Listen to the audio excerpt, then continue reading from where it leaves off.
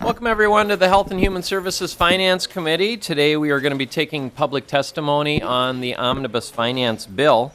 And we have several testifiers who have signed up.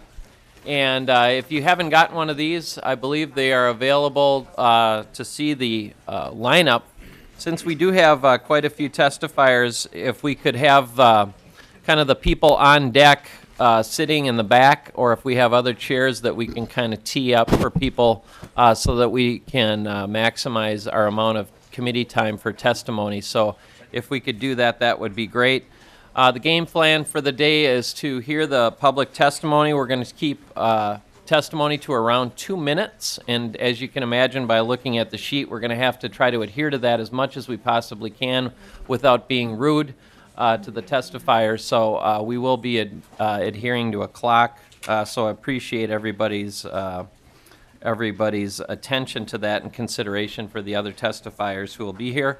When we are through the testimony this evening, we'll be taking a dinner break, and then we will be coming back for markup for the amendments, and then we will be voting on the bill this evening. So with that, Chair. Representative Liebling. Well, thank you, Mr. Chair, and I just would like to get a bit of clarification.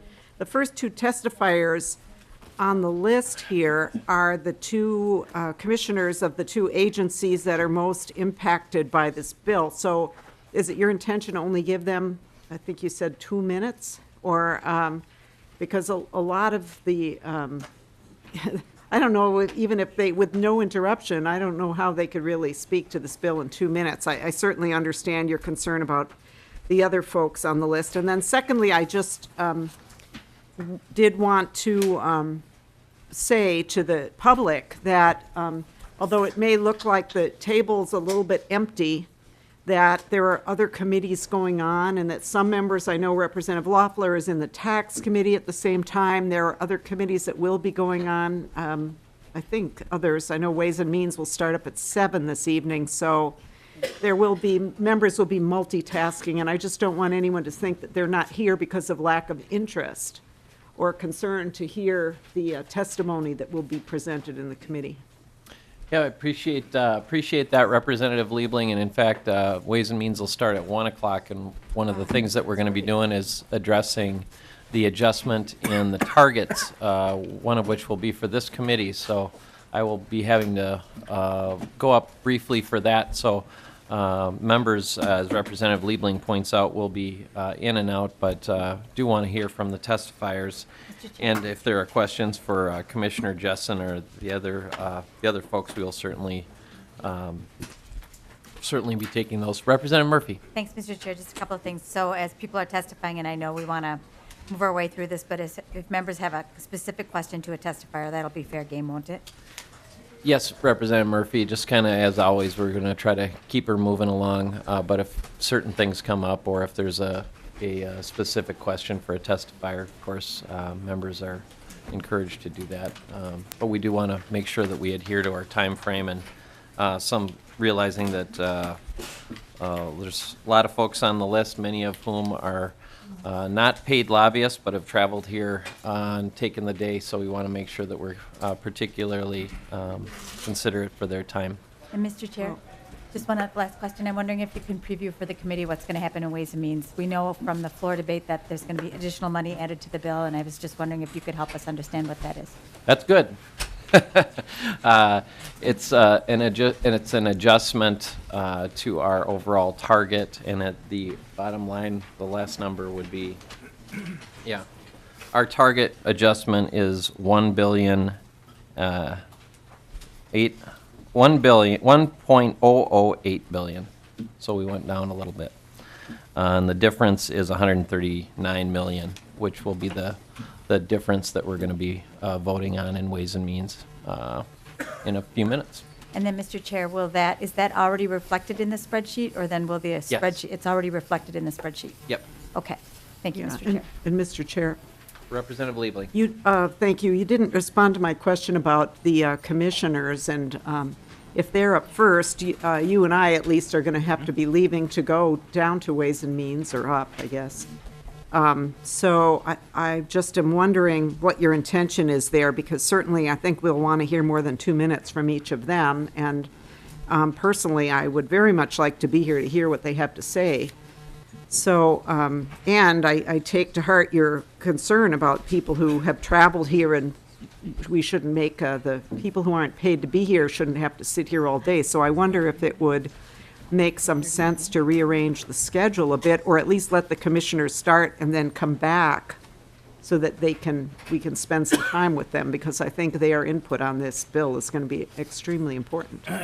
We've, Representative Liebling, we've discussed the schedule with the commissioners and reflected that in our schedule. So we should probably get started. Commissioner. Welcome to the committee, Commissioner.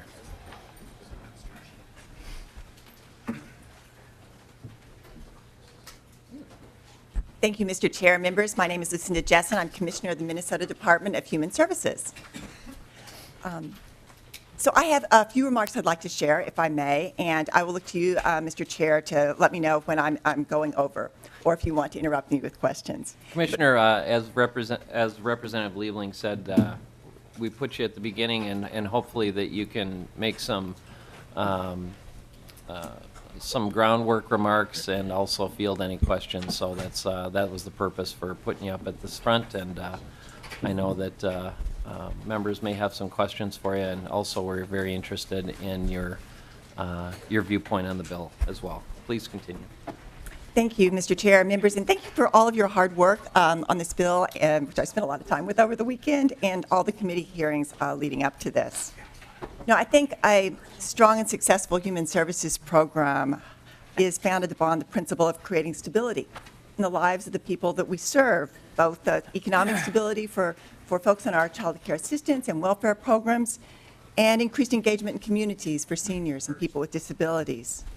But I'm concerned that whether the House budget that I'm testifying on here today can provide that stability, because so much of it is built upon unsupported financial analysis. I think there are savings assumptions in this bill which will not only cause disruption and instability in the lives of many, many Minnesotans, but also may really put our state on a path that's going to lead to significant deficits in the coming years. So I wanted to say a few words, without going into all the details, about why I'm concerned about the fiscal assumptions in this bill. Well, basically they seek savings without specific attention as to how those savings can be achieved. And in some situations, ignore fiscal analysis that was already done on those items. I'm not going to go through them all, but most notably, the assumption that public program verification audits will yield $300 million in savings, that MCO administrative reductions will yield $100 million in savings, that removing MA forecast inflation will yield $80 million in savings, and that repricing our statewide competitive bidding will save $50 million. Because if you add all that up, that's over $500 million in savings, which from my perspective can't be quantified. And more importantly, I don't think can be counted on. Now, I must say I really understand why with your budget target, one would hope for these savings rather than face the hard reality of having to cut services for people and payments for hardworking providers. But I think the result would be, Mr. Chair, members, a budget that doesn't balance. So let me take a couple of the bigger items and talk about that. First of all, with the audits. In a first instance, our fiscal analysis found that the public program verification audits, and I understand in the final bill it's a little broader, but our take was that it would produce savings just shy of $18 million for fiscal year 16 and 17. And so while I don't know where the $300 million in the tracking document comes from, I am concerned that using this figure, even though I must say I am open to more verification audits. And I'm concerned, just let me give you one example. If we look at provider overpayments and fraud, we started BRAC investigations in 2013, where we worked with the contractor to audit provider billings and medical records to identify overpayments and underpayments. We started with the hospital. This year, we're going to nursing facilities. So in 2014, we recovered $3.3 million. But half of that went to the feds, and then you took 11% of that to provide to the contractor. Now, I think that's good that we were able to find these overpayments or fraud and get money back to the general fund, because it went back to the general fund, not to the department. But there's a huge difference between that and $300 million. And I think an unfounded projected jump like this over our real-life experience is very problematic. And just let me maybe address kind of some of the MCO issues together, if I may, Mr. Chair. Because I think when you look at the MA forecast inflation, the MCO administrative reductions, and the repricing, the competitive bidding, they're all basically different ways of trying to save dollars out of the same place. I understand why we look to this place, because so many of our dollars go there. But we do not believe that the savings to that extent can be realized, certainly not under our current contracting model. And state law, as I think most of you all know, tells DHS how we need to purchase from the health plans. It says that, tells us who we need to purchase for, that most of our enrollees go into managed care, and that's mandated. And it requires DHS to purchase services through a fully insured capitated model. Now, I will be the first to say that in the long term, I think this whole approach bears a reexamination. Things like, shouldn't DHS be able to use some of the same tools that are available to large or even medium-sized employers, and perhaps self-insure or contract with plans as a third-party administrator? There are a lot of different ways to do this, but the way that's set out in law today, and the framework that you all have set, the legislature have set for us on how we purchase and for whom, we have to play by the rules that govern the state and federal laws that prescribe for our current contracting, even though, as I said, I think there is a longer conversation about whether we could do a better job in this in the future. But these current rules that come with the laws that the legislature has passed require rates that are actuarially sound.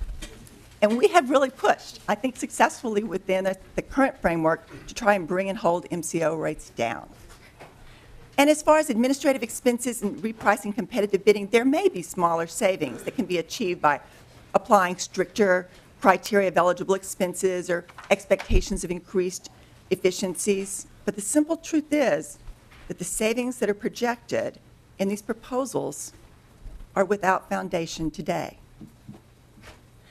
Now, given all of the recent changes in the healthcare marketplace, many more people are covered, many more people are in our public programs, we have a whole new slew of health insurance rules that went into effect in January 2014. We decided, and I think you all are aware of this, that we put all of our major contracts out for bid in January.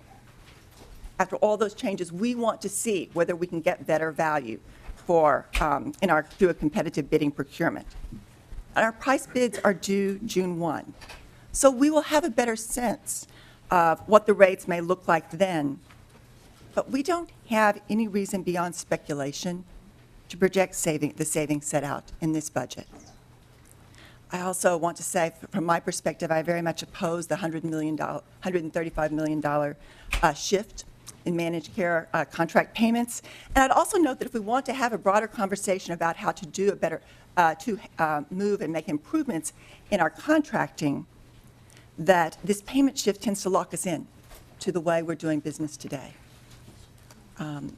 So overall, I think as far as the fiscal assumptions, I would urge you that if you want to assume some of these more speculative savings, that you need to consider alternative tools, whether it's contingent rate cuts for specific programs or other cost-saving measures as a backup, so that at the end of the day, the budget will balance. Otherwise, we're going to face a high likelihood of a deficit in the next biennium. Now, I would like to note, Mr. Chair, members, that there is good spending proposed in this bill. A number of the mental health initiatives, as well as the long-term care proposals, align with the governor's priority, and there's some additional spending, I'm not going to go through the whole list, which are intriguing, such as money to highlight the safe haven law and reduce premiums for MAEPD. But until the budget is a balanced one, the good spending is phantom spending based on phantom savings. It's kind of like, I was thinking about this last night, it's like going to the store and making really worthwhile purchases, but charging them when you're not sure if you're going to have the money to pay the bills when they come due. If I may go through a couple of our other concerns, Mr. Chair. The 15% central office administrative reduction, really, we are asking our staff to do so much more while reducing the capacity to do that work. If you think about what our staff do, over 300,000 background studies, 7,500 fraud investigations, processing over 90 million claims, licensing over 20,000 providers, training county workers, reducing our staff puts public funds at risks because it reduces our oversight. If you're going to make this sort of reduction in our staff, you need to tell us in law what you want us to stop doing. Fewer licensing investigations, less county training. We need clarity. So in addition to the central office reduction, this bill doesn't fund the security hospital deficiency moving forward. And I think you all, through the earlier testimony around the deficiency bill, are well aware that to address the licensing corrections we need to make at security hospital, we need more staff, we need other items. And unless we continue to have those dollars, we can't serve the number of people we do at security hospital. And this is where, once again, I would say to you, if you're going to reduce our ability to serve our funding at security hospital, not address the funding needs on the rest of direct care and treatment, you also need to give us the tools to limit our census. Because right now, we're required to take commitments of people who are committed as mentally ill and dangerous. We're required to take people from jails within 48 hours. So once again, while we think that this is these reductions are headed in the wrong direction, we also want to be very clear that if you are going to do them, you need to give us the tools to manage. But overall, we are concerned that there will be a cascading set of consequences throughout our mental health and corrections systems with these reductions. And I think overall, and I'm not going to go through them all, we have some real disruptions for people on our programs. Let me just talk a few minutes, if I may, Mr. Chair, members, about Minnesota Care. I am very much opposed to the repeal of our Minnesota Care program because, as I think you all have heard me say, I think that it provides stability for these working poor families, and that repealing it means they go into products with not quite as good of benefits and with higher costs, and that more people would be without coverage, and there would be more uncompensated care for providers. But I also want to highlight what I think, just as a process matter, the challenges would be. Because you'd have 100,000 Minnesota Care recipients that are forced to go through a reapplication process with an undetermined state subsidy. And this process is going to be cumbersome for enrollees and a real challenge on the IT side to implement. And to be blunt, I have serious doubts about our ability to manage this transition smoothly and effectively. Yes, we can shut down Minnesota Care. We can do that. But I don't think we can create a new Minnesota Care 2 program and switch 100,000 people into it in 7 months. And if you think about the last time we rushed to meet a deadline like this, rushed to meet the October 1, 2013 federal deadline, I would say to you, let's not recreate this. Because I'm afraid if we do, that we'll lose thousands of Minnesotans who fall through the cracks. And moreover, if we put our IT resources and others into creating this new program as part of MNsure, we're not going to have those IT resources to make the changes we need to make MNsure work better. I think we went through those list of changes, some basic things we need to make progress on this year, like be able to make life event changes, have county workers be able to have a portal that works for them. We're making slow but steady progress, and we need to be able to continue that. So just a couple of other things I'd like to highlight. The Minnesota Food Assistance Programs. This would leave thousands of legal residents that would be cut off from necessary food support. We address this in the deficiency bill, and we want to make sure that we have this program moving forward.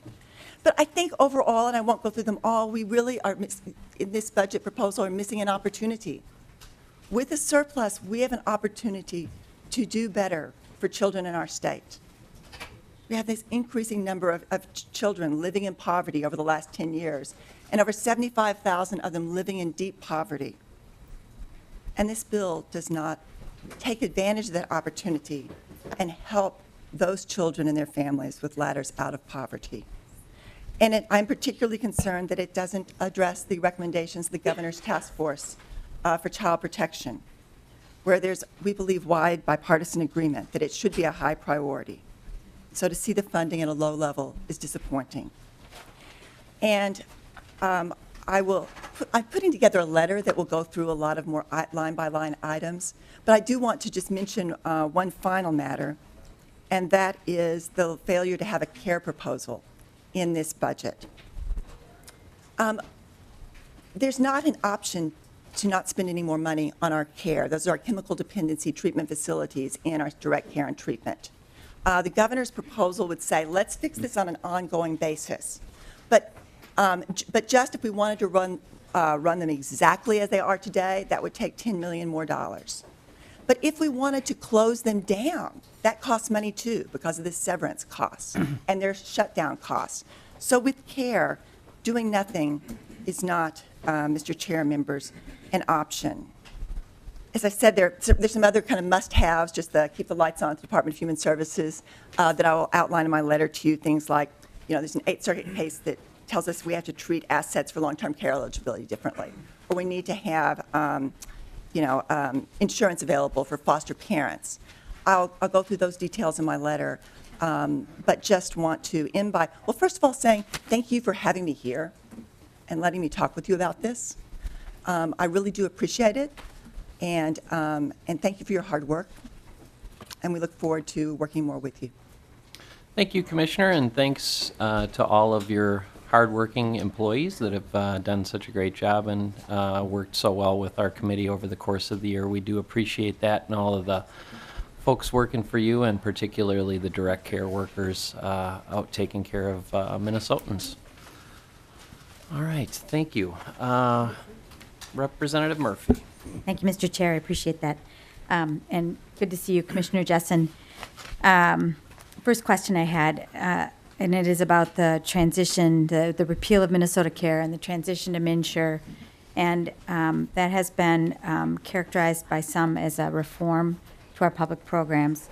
And I think it's a repeal of, I don't need to characterize what I think. I don't like it.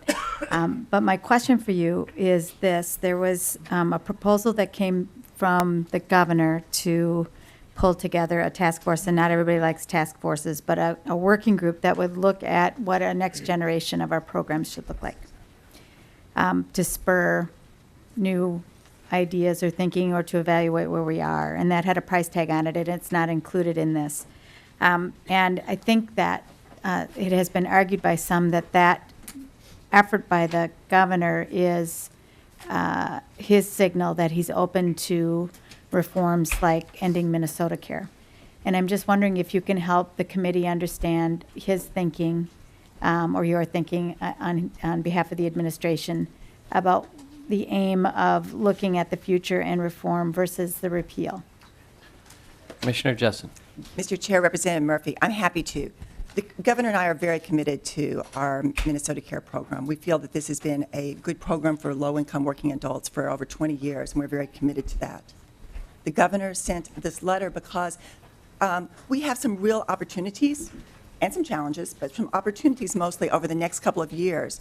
And particularly if the federal government is part of the ACA, and they have what they call state innovation waivers, where we can go and ask the federal government, and if we have a plan that says this is what we would like our healthcare system here in Minnesota to look like, and we come together and have that plan, that we could go and ask the federal government for a lot of Medicaid waivers, but also for the federal government to turn over to us the money they would otherwise spend through, let's say, subsidies in exchange.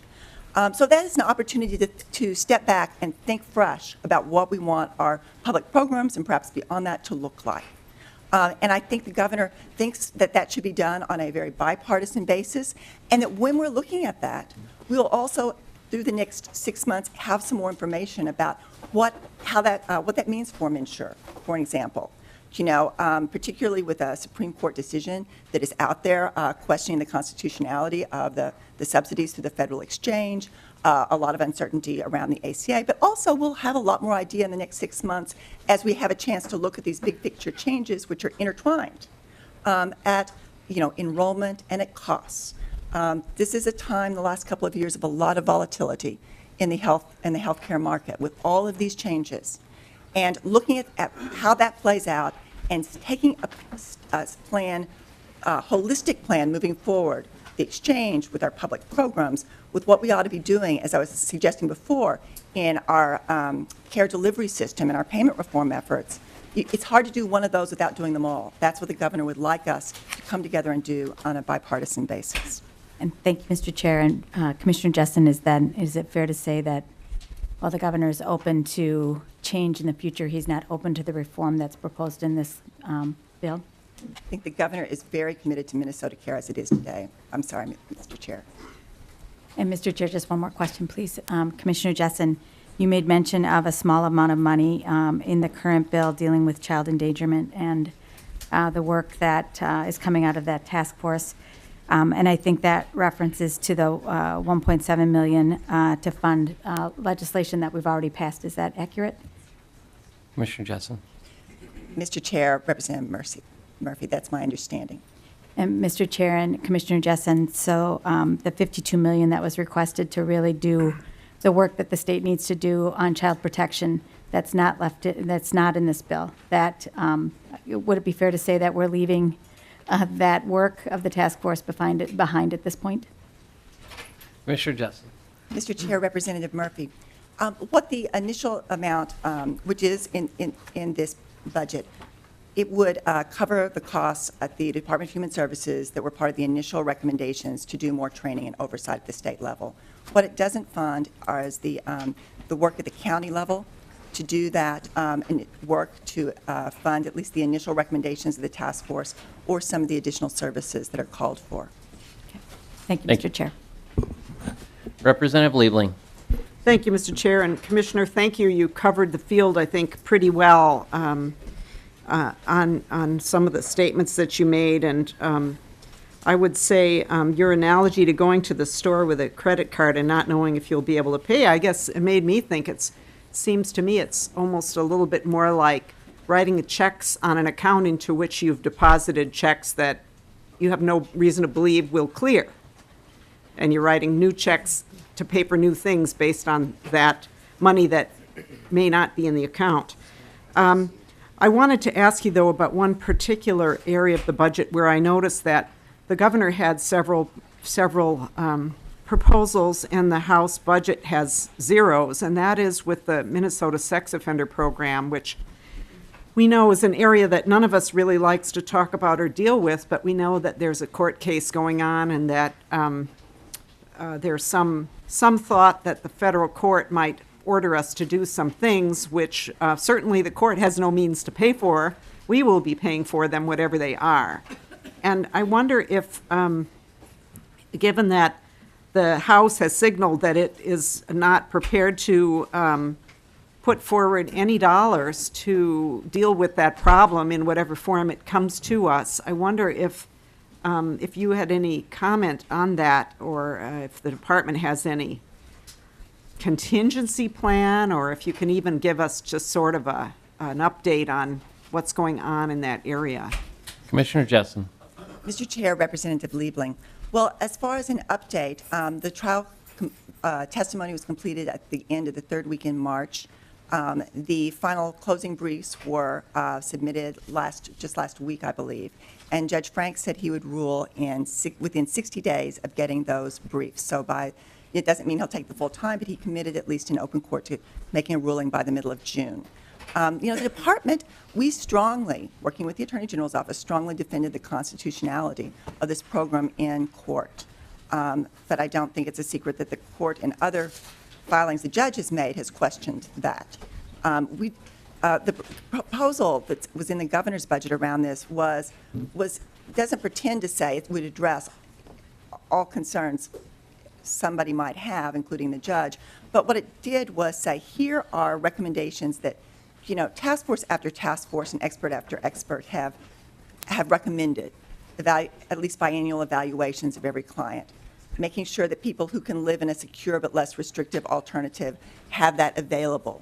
and making sure that we have more judges so that so that the judiciary can make decisions on provisional discharge in a quicker way.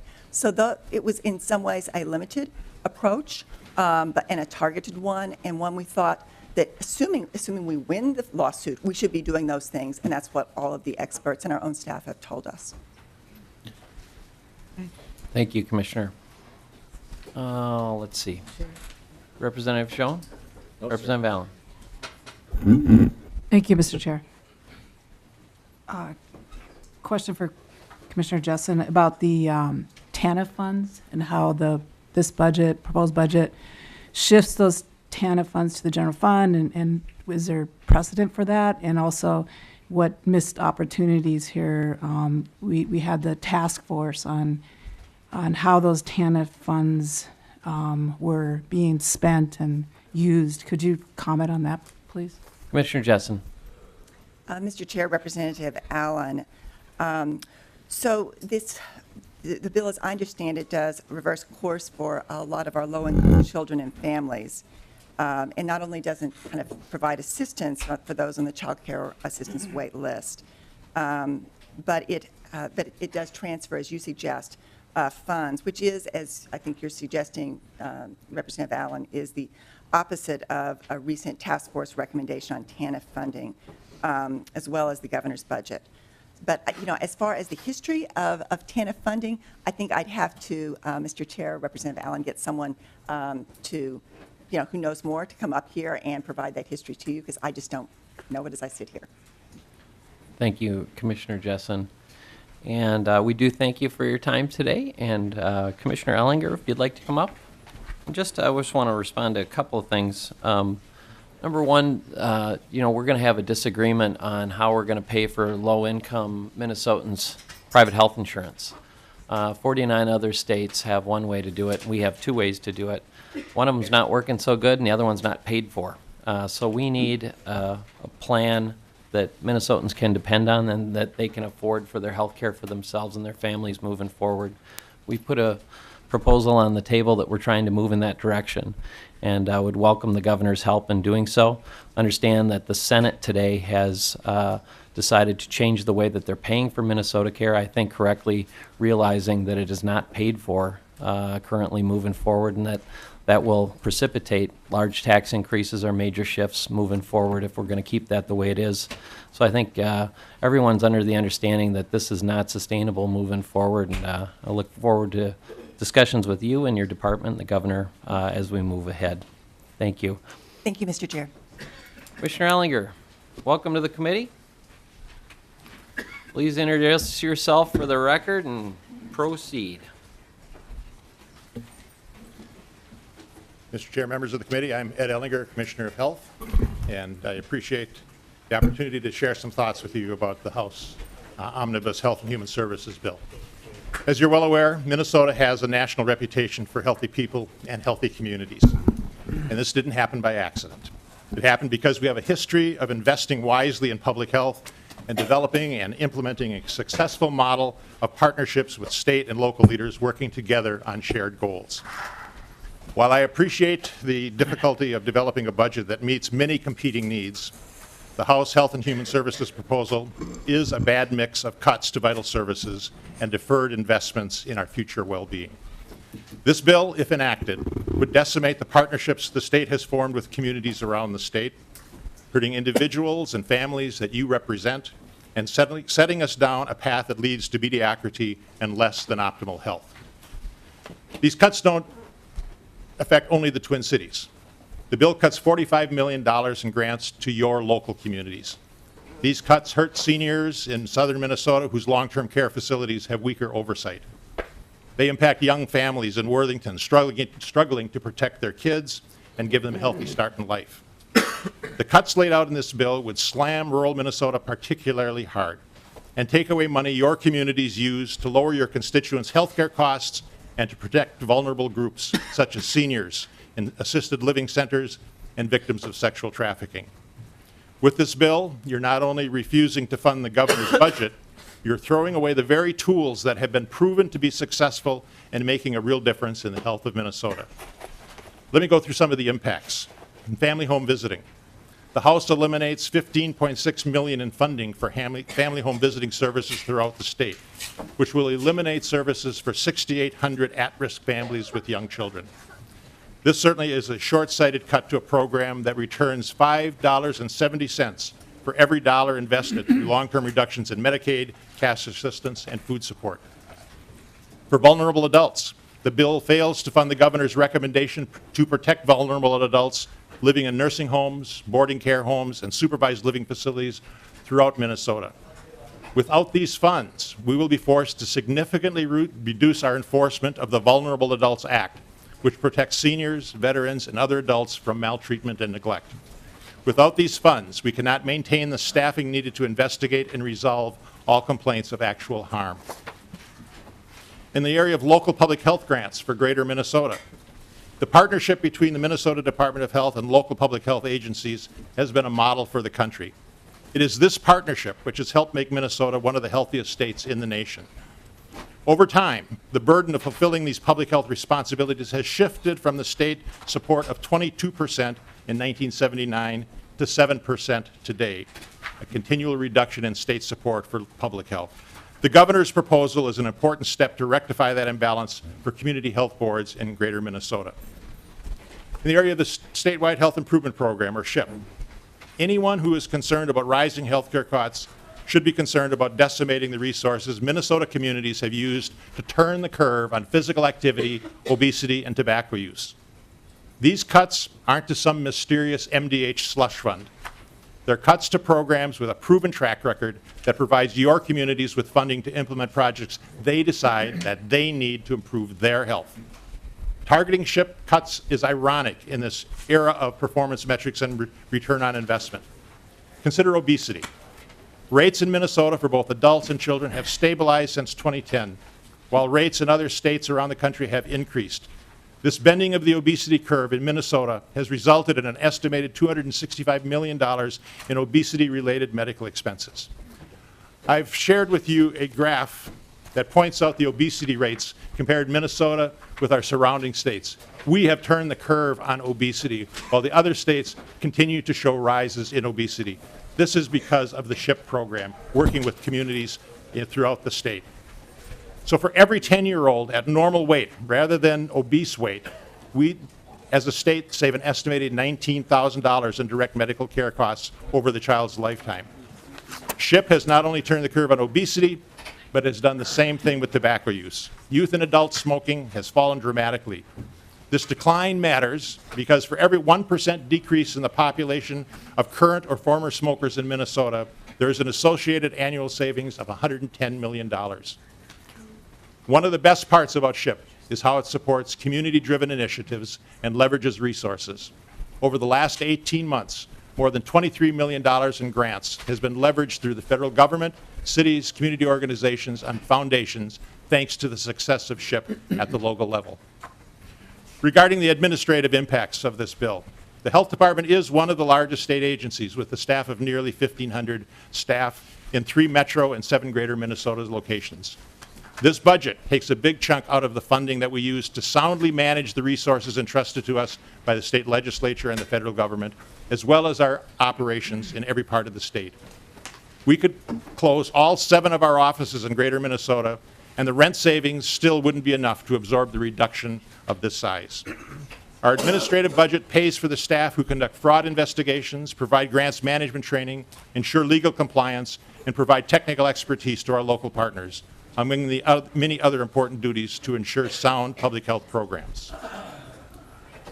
There are provisions in this bill certainly that are laudable, such as investments in our primary care workforce, particularly those providing workers in underserved areas of Minnesota. However, in total, this bill is a step backward for public health in Minnesota.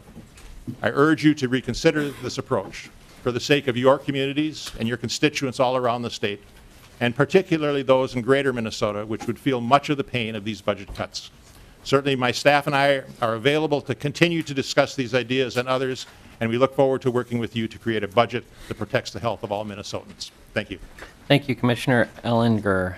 Next up, we have Jan Callison from Hennepin County. I'm sorry, Representative Murphy, to your question. Thank you, Mr. Chair, and for the Commissioner. Can you just give me a little bit more information about the targeted home visiting program and what that means? The savings and what they do and what it means for those families at risk? Commissioner Ellinger. Mr. Chair, Representative Murphy, family home visiting has been shown to be one of the most effective ways of really improving the health of children and families throughout the state. And we have inadequate resources already to really meet all of the needs of home visiting. This proposal would allow us to expand the role, still not to get it to all those that are needed, but certainly a step in the right direction. And as I pointed out, for every dollar invested, it saves over $5.50 in costs. And it has really long-term implications for the health of children. Recent reports have shown that that long-term effect extends far into the future, so this is a great investment in the health of our children. Mr. Chair. Representative Thank you, Murphy. Mr. Chair. And Commissioner, can you speak at all to what that impact would be on Minnesota's achievement gap in learning? Commissioner Ellinger. Mr. Chair, Representative Murphy, we know that the earlier you intervene with children, the more success they're going to have in school. And certainly the return on investment, there's a chart that has recently shown out that if you invest prenatally, the return on investment is really high. And as the farther you go from birth, the return on investment decreases. So this is where we have the biggest impact. And I always argue that the best thing that we could do for third grade reading is to really provide home visiting for children, for pregnant women, and for children in that first year of life. That will have a huge impact on third grade reading levels and high school graduation rates. Thank you. And Mr. Chair and Commissioner, if you could help me understand, you don't have to answer right now, but get me some information about where those families live in the state of Minnesota, that would be helpful. Thank you. Representative Liebling. Thank you, Mr. Chair, and thank you, Commissioner, for your testimony. I know you referenced the 15% across-the-board administrative reduction that is in this bill, but I wonder if you could just talk a little bit more about that. I know that Commissioner Jessen mentioned that the bill does not direct how those cuts would occur. It kind of leaves it up to the agency to figure it out. And I wonder if you could just talk a bit more about the particular circumstances of the Department of Health that so little of your funding really even comes from the state. And just, if you can, tell us how you would have to allocate those cuts if indeed this bill became law. Commissioner Ellinger. Mr. Chair, Representative Liebling, you are correct in the fact that only about 14% of our overall health department budget comes from the general fund. And in this bill, where the focus on the general fund is on our operations area, and 80% of that is going towards rent. So, like we said, if we closed all of our regional offices, we wouldn't be able to make up that kind of cut. In addition, the services that would have to be impacted are things that help us in terms of grants management, fraud abuse, partnering with communities, providing technical assistance, grant management, things that we would have to look at in terms of how we might be able to make that cut. Okay. So, Mr. Chair. Representative Liebling. Thank you, Mr. Chair. So, Commissioner Ellinger, so, for example, there are some of the spending in this bill would be things that the Department of Health would be asked to manage. So, am I correct in saying that in that sense, the bill kind of goes at cross purposes because you're being asked to do more at the same time? The resources with which you would do that, such as managing grants, would be cut. Commissioner Ellinger. Mr. Chair, Representative Liebling, you are correct in that the oversight that we provide to many of the grants and many of the services that are provided throughout the state really assure that best practices are being manifested and used, that the funds are being used appropriately, that we're getting the best technical assistance. So those grants, those programs don't operate on their own. They really do need some oversight.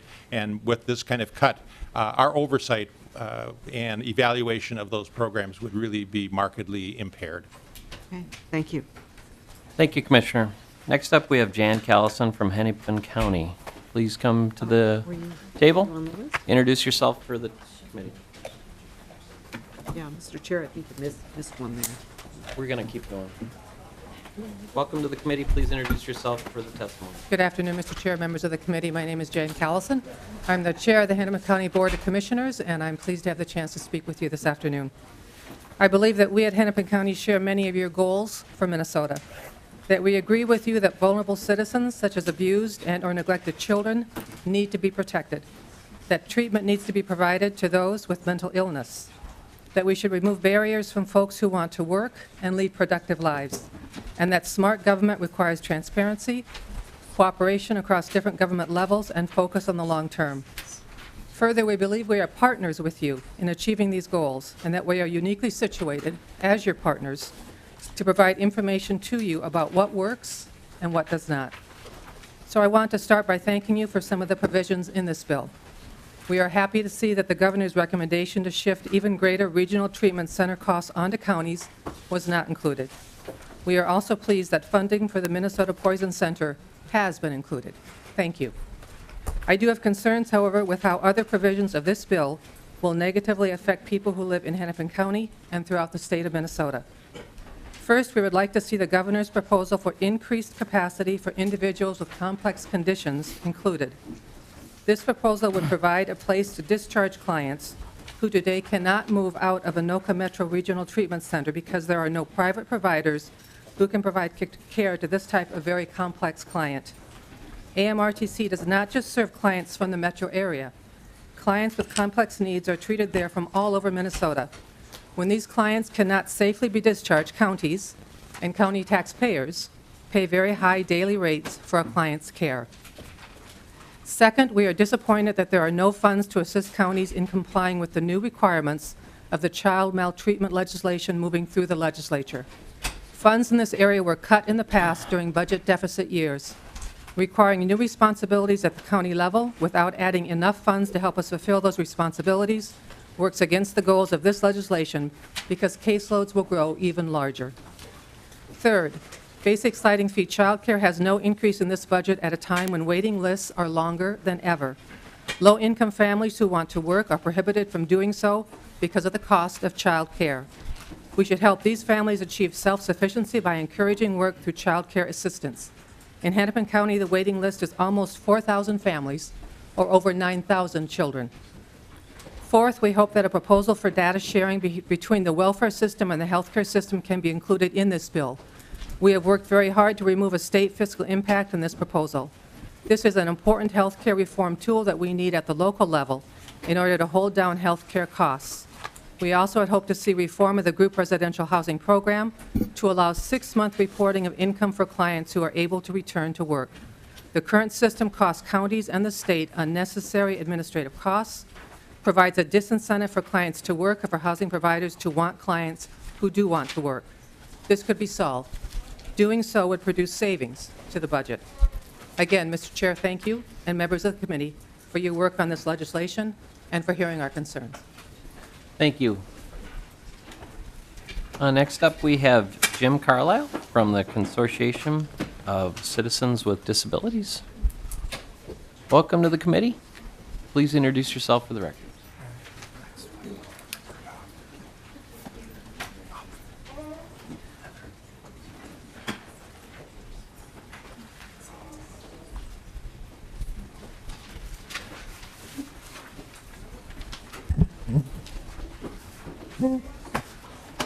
Hi, my name is Galen Smith. I'm here to assist Jim. He's going to introduce himself. I'm going to translate, and then I'm going to read the testimony he's written.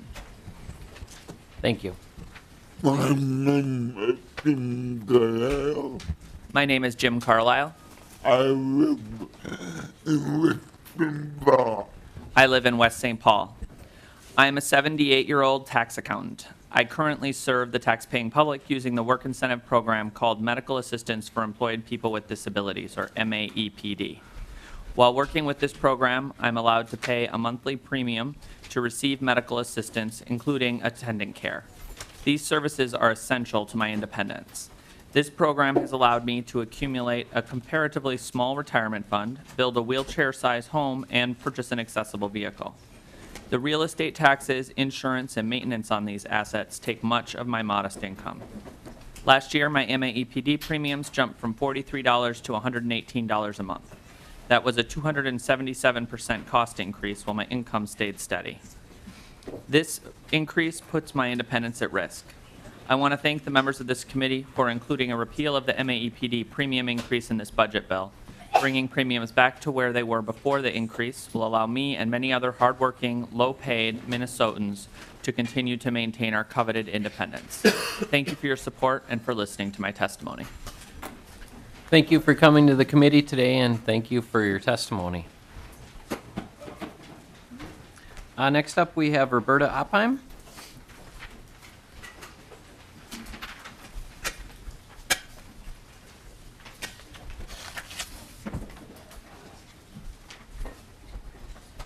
Welcome to the committee. Thank you. Chairman Dean and members of the committee, my name is Roberta Oppheim, and I am the state's Ombudsman for Mental Health and Developmental Disabilities. We maintain 7 offices around the state, and we're a small, responsive agency that works on behalf of some of our most vulnerable citizens, those with mental health, developmental disabilities, chemical dependency, and children with emotional disturbance. I spoke with the chair previously to indicate that the budget as outlined in the House would create a significant problem for our agency. It includes the base and some money for the quality councils, but it does not include the adjustments as recommended by the governor. The case that the ombudsman made was that without the base increases and the assistance in the governor's budget would create a problem for us doing our core work that is already in statute, and even the money that would assist with the state regional councils, we wouldn't really be able to do that work, the new work, if we can't sustain our core work. And our core work usually includes the individual casework that we do with individuals and families when they feel their rights, their human rights are violated, or there's serious questions about their health, welfare, safety, and treatment issues. We do death and serious injury reviews, which help to educate us on ways things can improve in the future to prevent similar deaths. We do a lot of systemic work. We do training in civil commitment. We also do training in person-centered thinking. And 2 of the biggest areas, well, actually, they're kind of 4 of the biggest areas of our system work. We do ad hoc reviews of the behavioral intervention forms, which is something new that was added. And then maltreatment reports, we receive, read, and review all of those and react on an ad hoc basis as we see things. Our workload is increased certainly over 100% in the last 20 years, but in some cases, our workload indicators are that facilities that we serve have gone up by 2,400% in terms of the coverage of the span of the agency. We have less employees now than we had 20 years ago. And the highest we were ever at was 21, and we are now at 18. And if the base adjustment is not received, we will be down probably 2 more FTEs. And so our ability to keep doing the work. At the same time, those behavioral intervention report forms, I reported to you that in the first few months of reporting in 2014, there were something like 1,300 reports.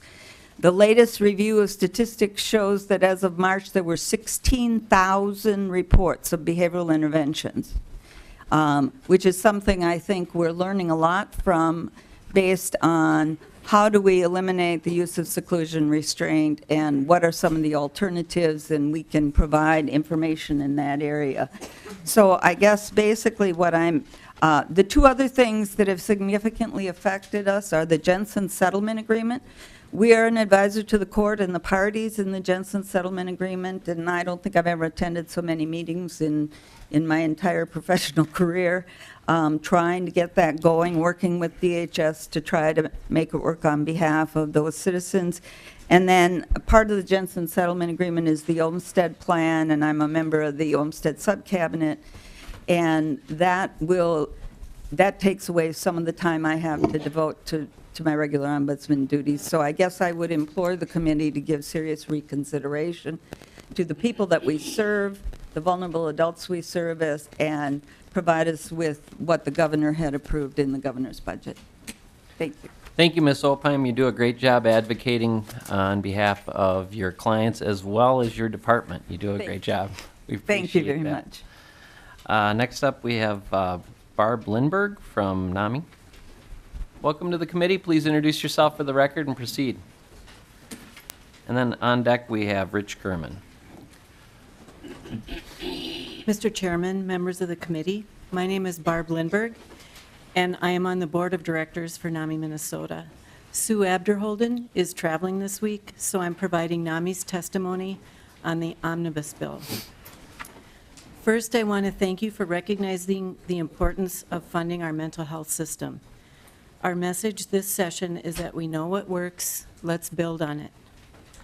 You have included funding for many of the services that we believe will greatly improve access to mental health services and support when and where services are needed.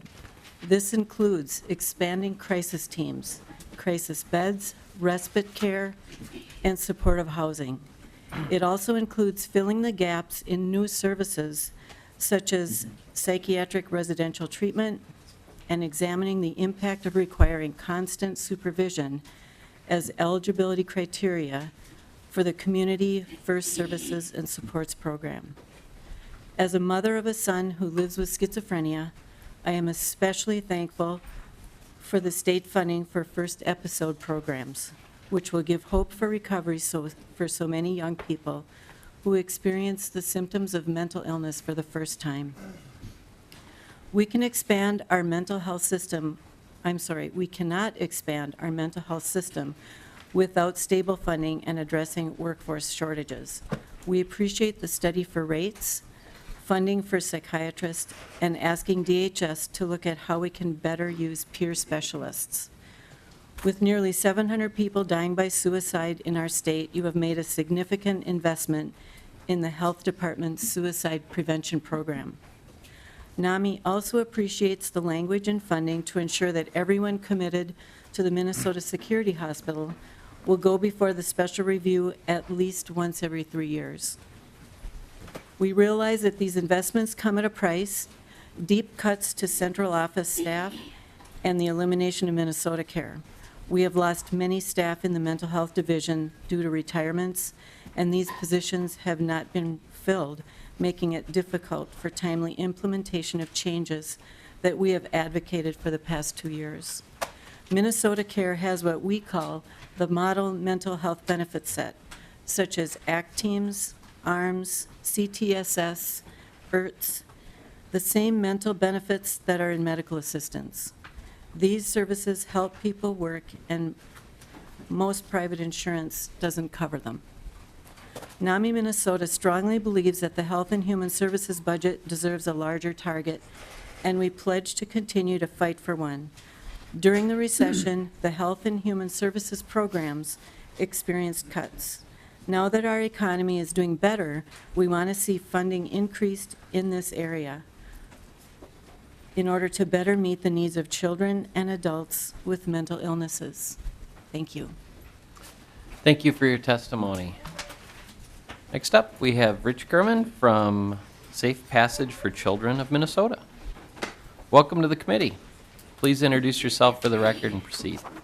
Thank you, Mr. Chair. I'm Rich Gehrman. I'm the Executive Director of Safe Passage for Children of Minnesota. We're an advocacy group in the child welfare arena and also a member of the Governor's Task Force on Child Protection.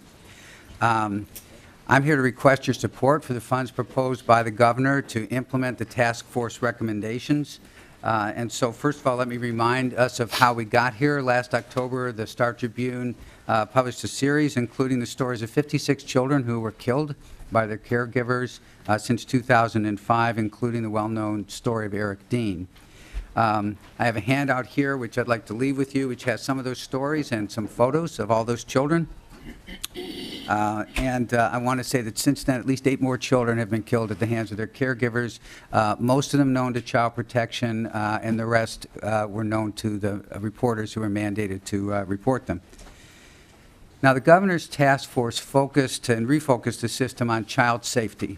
It also developed a plan which I think members will appreciate, which would begin to measure outcomes at the level of individual children. So this may be the first in the nation to really give legislators and the public some real information on whether children going into the system are better off and doing better than they were before.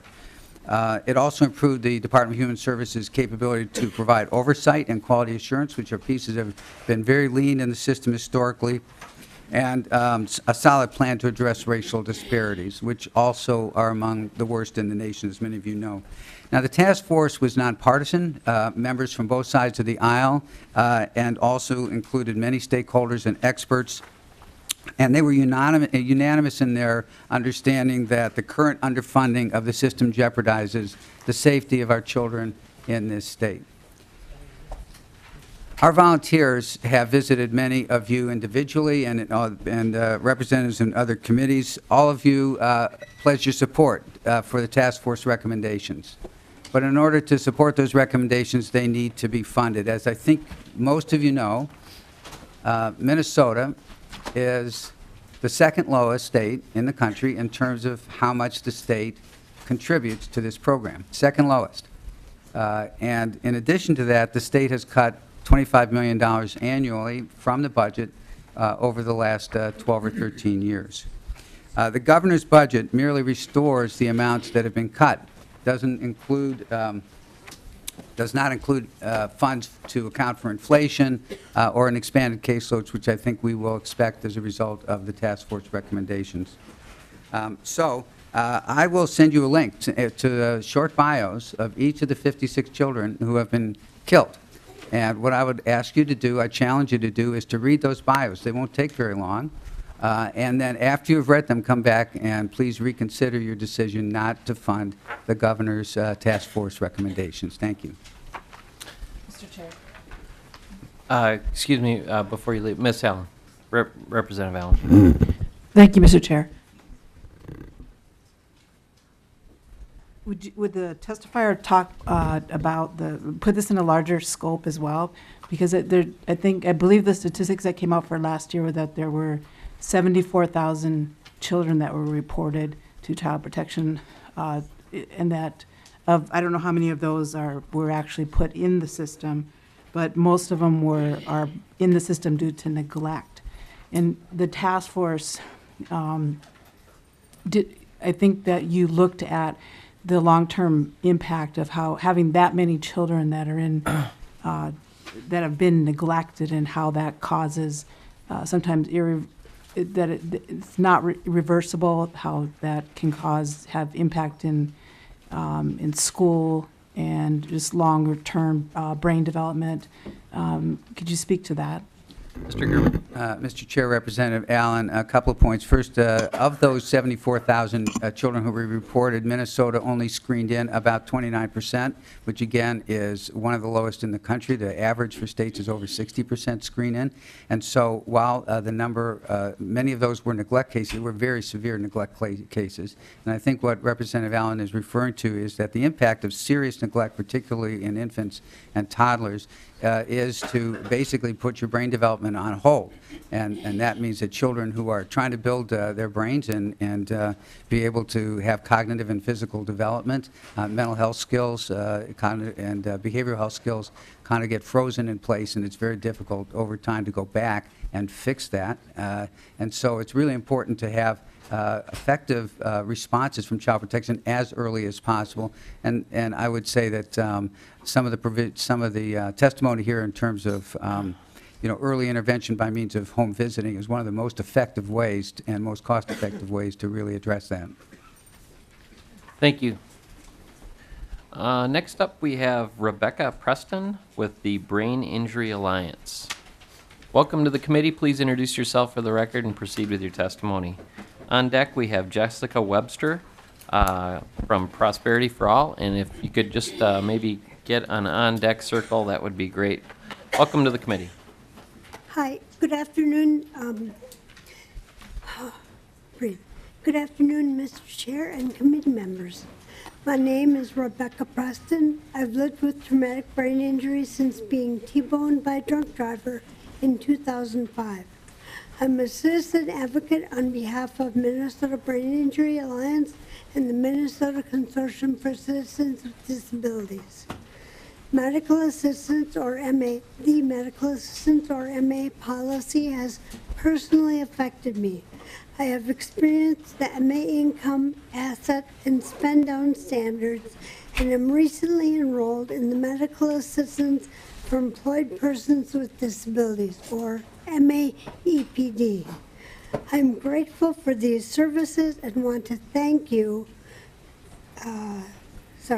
for understanding the importance of reforming MA. These programs help me and other adults and seniors with disabilities live independently. Repealing the MAEPD premium increase and raising the spend down standard to 80% will have real impact on my life and other people living with disabilities. I look forward to not volunteering at my new job and actually getting paid because I won't have to pay such a huge MAEPD premium. I understand raising the MA standards is expensive and your funds are limited. I also want you to understand there is still a long way to go. Thanks for giving us hope that this is just the beginning and we can raise the spend down standard to a level that gives adults and seniors with disabilities like me an income we can actually live on. Thank you. Thank you for your testimony, Ms. Preston. Next up, we have Jessica Webster from Prosperity for All. Welcome to the committee. Please introduce yourself for the record and proceed with your testimony. Thank you, Mr. Chair, members. My name is Jessica Webster. I'm a staff attorney with Legal Aid. I'm also the co-chair of the Prosperity for All Coalition, which is representing the voices of thousands of low-income children and families in the Minnesota Family Investment Program. Thank you for the opportunity to testify. First, our coalition is disappointed that the committee was not able to include Representative Franzen's proposal to increase the MFIP cash grant by $100. We're very excited to have robust bipartisan support and a way to pay for that this year, and so we were disappointed to not see it included. As you know, the cash grant for MFIP has not increased in 29 years. It remains $532 for a family of 3. That $532 needs to cover housing, transportation, and basic needs. Second, I think that one thing that we're more distressed about is something that we see on page 6 of the spreadsheet. It's near the top of the spreadsheet, and all it says there is TANF to MFIP. And what that signifies is TANF refinancing. And this is something that Representative Allen just asked Commissioner Jessen about and whether there was precedent for it. And yes, there is. This has been a very politically popular tool over the past 15 years to take money from TANF, refinance it, and use it for general fund purposes. So all that means is that we're just continuing, the legislature is continuing to take TANF money out of TANF for low-income people, low-income families and children, and use it for general fund purposes where it doesn't have to be used for low-income children and families. This is a very, very critical resource for low-income children across the state, and we're concerned that if we continue to refinance and take these dollars, take this money, that it'll be another 10 years before families see an increase to this grant. We'll hit 40 years. We're going to hit 30 years next year that families have not seen an increase. We'll hit 40 years very easily if we continue to refinance these funds. So while we see that there's not a lot of room, obviously, to include the $100 cash grant increase in this budget, we would respectfully request that the committee seriously consider not taking those TANF funds again. The way they're freed up, you see, is by a deep cut to nurse home visiting, which is a very critical service to our families. So it's a cut to home visiting, you free up those TANF, the TANF goes back into the TANF fund, and then it's immediately taken out for general fund spending. And we have a concern about this practice. I was a member of the legislatively created TANF task force. The recommendations of that task force were in absolute opposite direction to to what this is. That task force recommended not refinancing TANF, actually restoring TANF to the TANF fund so it can be used for low-income families with children. I appreciate your time today. Thank you for your testimony. Representative Murphy. Thank you, Mr. Chair. Ms. Webster, before you go, can you just remind the committee what TANF stands for? Mr. Chair, Representative Murphy, TANF stands for Temporary Assistance to Needy Families. It's a federal block grant that comes to our state. It can only be used for low-income parents with children. And Mr. Chair and Ms. Webster, if we continue to underfund programs like you're describing now, is the assistance provided from TANF actually temporary? Ms. Webster. Mr. Chair, Representative Murphy, so TANF assistance is temporary. There's a 5-year limit, so families cannot be on TANF forever. They come to the program. We know that most families actually leave TANF assistance within 2 years. Thank you, Mr. Chair. And Ms. Webster, thank you. That's all I'll ask. Thank you, Ms. Webster. Next up, we have Steve Larson from the ARC.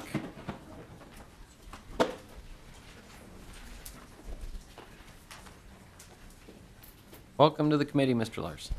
Mr. Chair, I'm going, Steve Larson with the ARC Minnesota. I'm going to defer to Mr. Rutson, and if there's any time left, I'll make a few comments.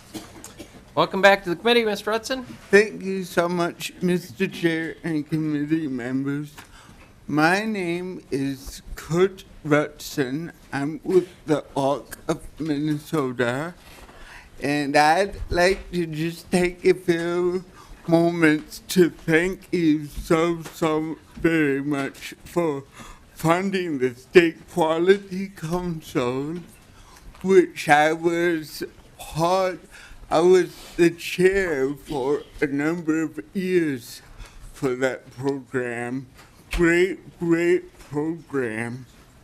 Funding the 5% campaign, reducing parental fees, reducing premiums for MAEPD, and increasing dental rates.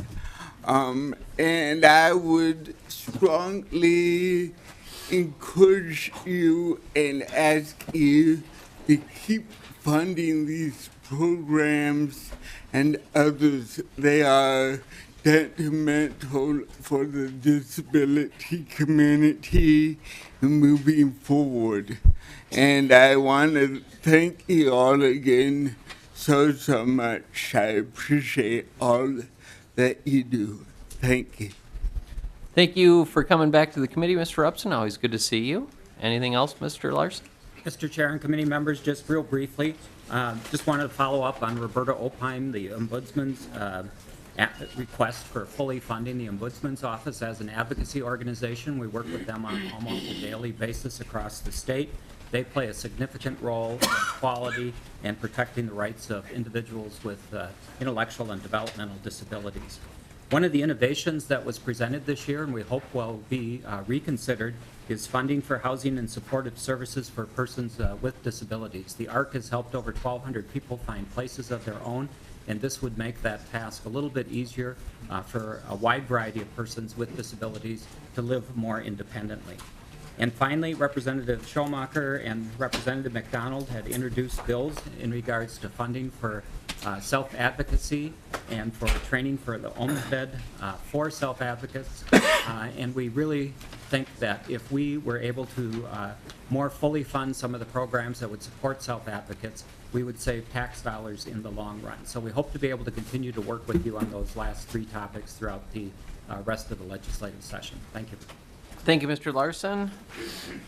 Oh, I'm sorry, Representative Murphy. Thank you, Mr. Chair. And Mr. Larson, I was just looking at the spreadsheet here, and I know that the 5% campaign, and of course, we've heard a lot from the 5% campaign, was looking for 5% in year 1 of the biennium and year 2 of the biennium, another 5%. And what I see in the spreadsheet is 5% in the second year of the biennium, but then nothing beyond that. So just a one-time appropriation. Is that your understanding as well, Mr. Larson? Mr. Chair and Representative Murphy, that's my understanding. There are others that will be testifying today that could maybe more directly address that. Mr. Chair, Mr. Larson, had the request that you had been making, the 5% solution, been a one-time only request? Mr. Chair, Representative Murphy, no. The request had been for 5% starting July 1st, 2015, and another 5% for starting July 1st, 2016, and then it would be built into the base. Thank you, Mr. Larson, thank you. Representative Loeffler. Well, thank you, Mr. Chair. And Mr. Larson, I'm wondering if you tell us, after you've had a chance to kind of look at the information that was made available last week, whether you believe that we'll be making any progress for the 3,500 people who are on the developmental disabilities waiting list in the next biennium. Mr. Larson. Mr. Chair, Representative Loeffler, we've been working for the last several months on the waiting list issue as part of the bill that includes the disability waiver rate system. And what that calls for is managing the waiver better at both the county and state level so that we would not have the 7 to 10% reserves that are currently there. And so that legislation is still in play, and we think that if with more technical assistance and looking at lowering that reserve from 7 to 10% to 3%, that we would start to more systematically address the waiting list as it currently exists. Thank you, Mr. Chair, and I look forward to continuing to learn more about how fast that will move, because I don't think we're going to get to the 3,500 that are hoping. Thank you, Representative Loeffler. And I think I think Representative Hamilton just left, but just want to credit his work and work with you folks on the 5% campaign. And I saw that the Senate spreadsheet came out this morning, and there's no funding for the 5% in the Senate or in the governor's plan. So I'm glad we have a position in the House that we can move forward with into the floor and hopefully beyond. So thanks for your work, and we look forward to working with you as we move forward.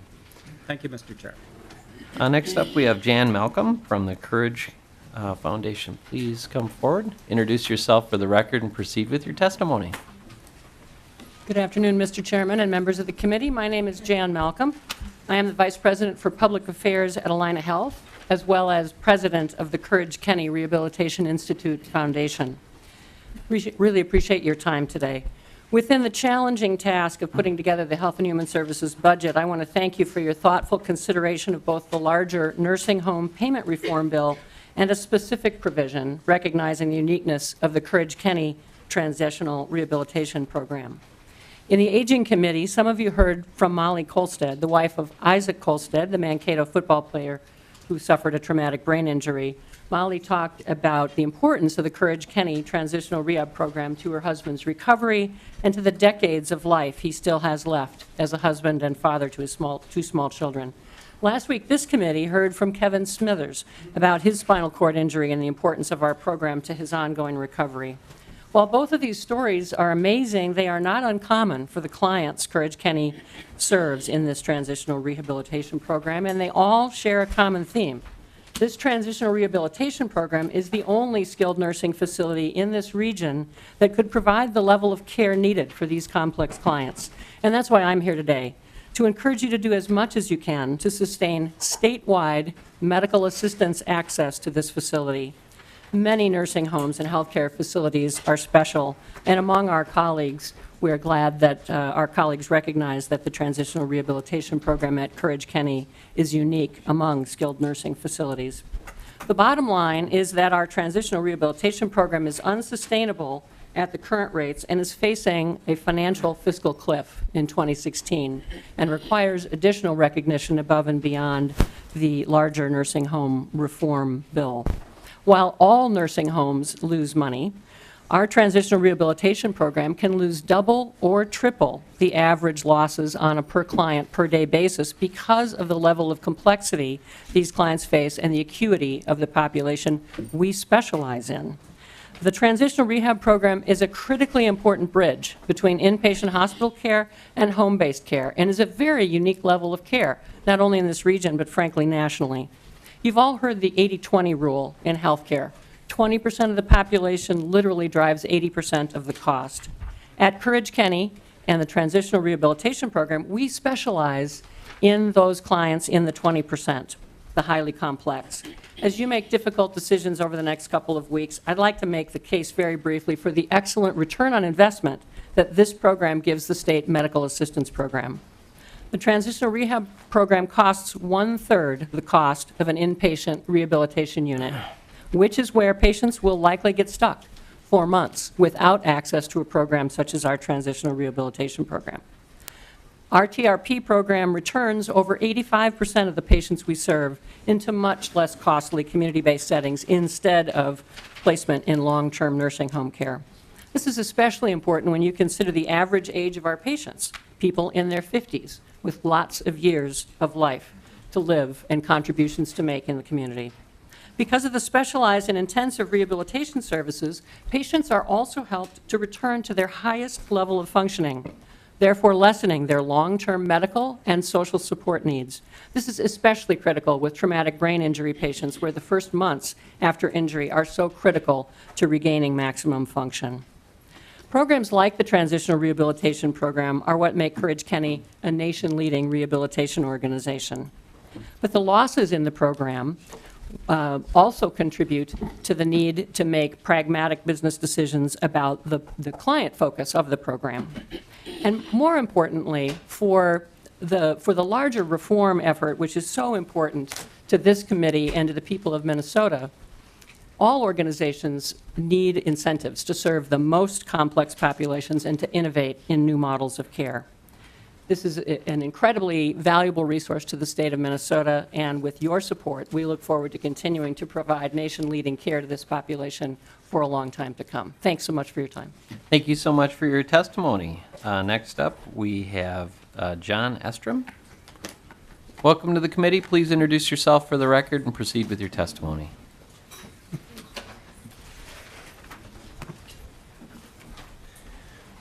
Mr. Chair and members of the committee, my name is John Estrom. I am the CEO of Hammer Residences here in the Twin Cities. And for 92 years, Hammer Residences has been providing housing and services to people with disabilities.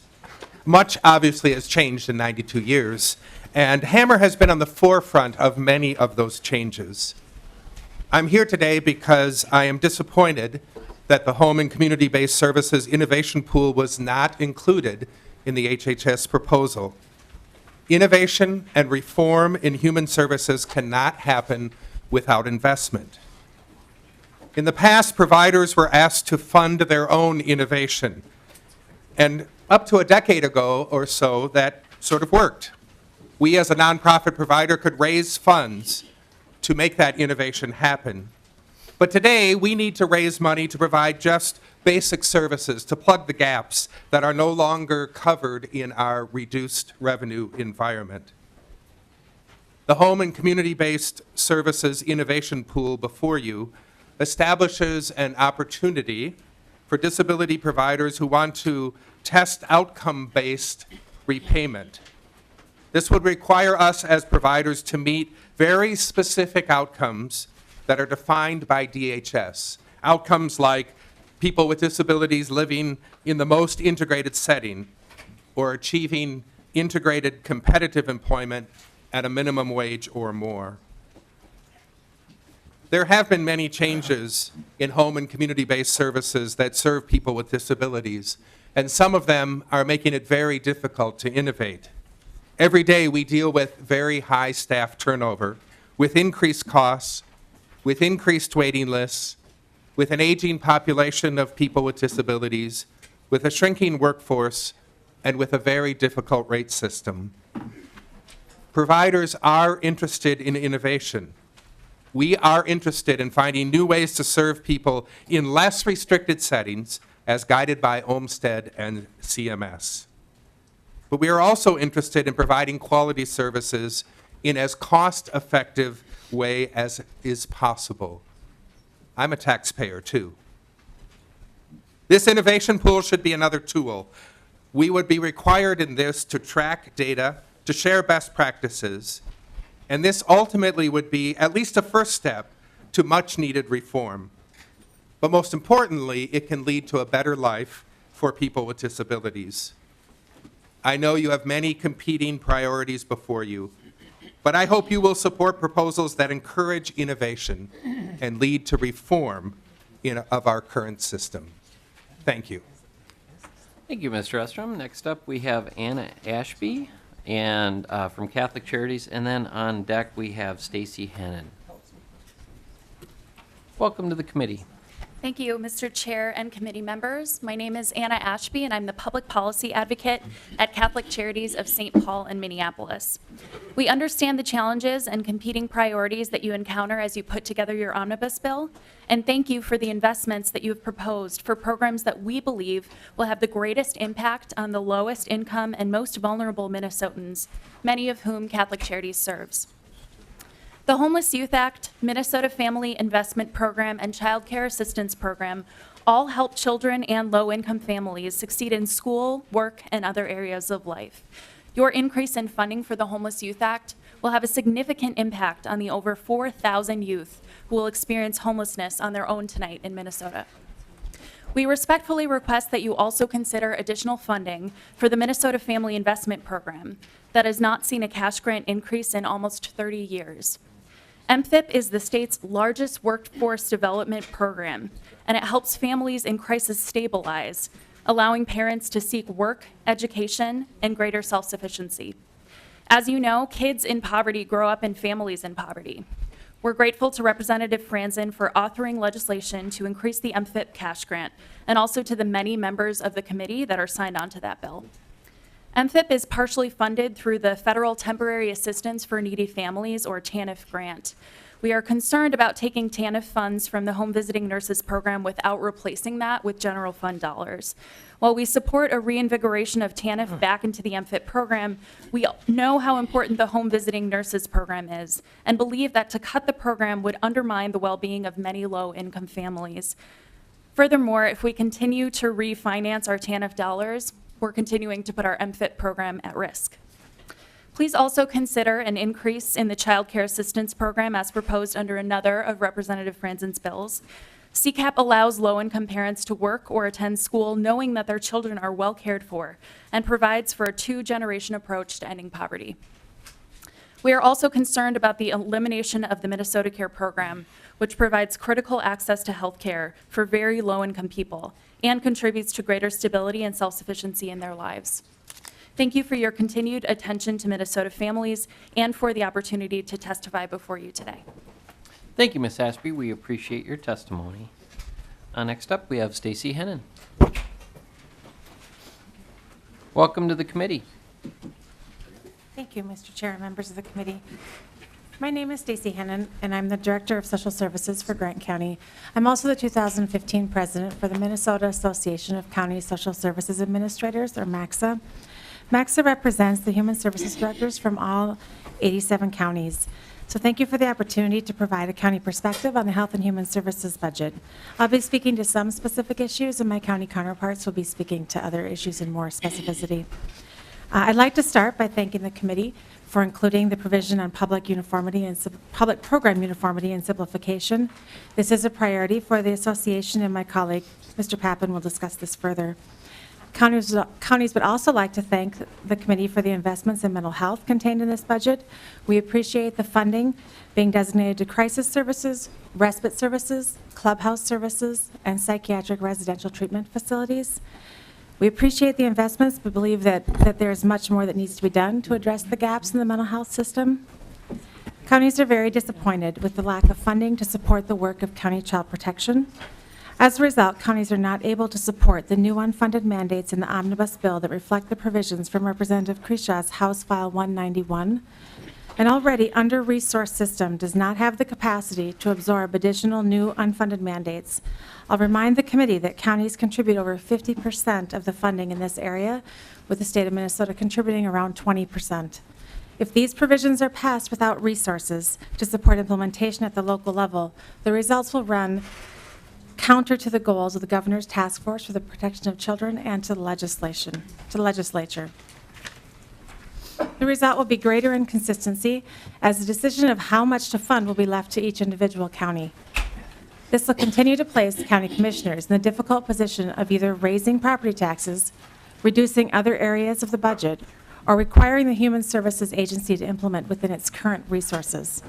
Each county will make different decisions on how to approach this dilemma, and we know from experience that many counties will direct human service agencies to reduce expenditures in other areas of the human service budget to fund new duties and requirements. It becomes a zero-sum game, creating serious issues of equity and fairness, ultimately adversely impacting others in need, in particular people who struggle with mental health and developmental disabilities. Thank you for the opportunity to testify. MAXA looks forward to working with you as the budget discussion continues at the legislature.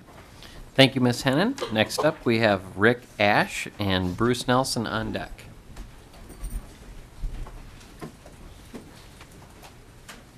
Welcome to the committee.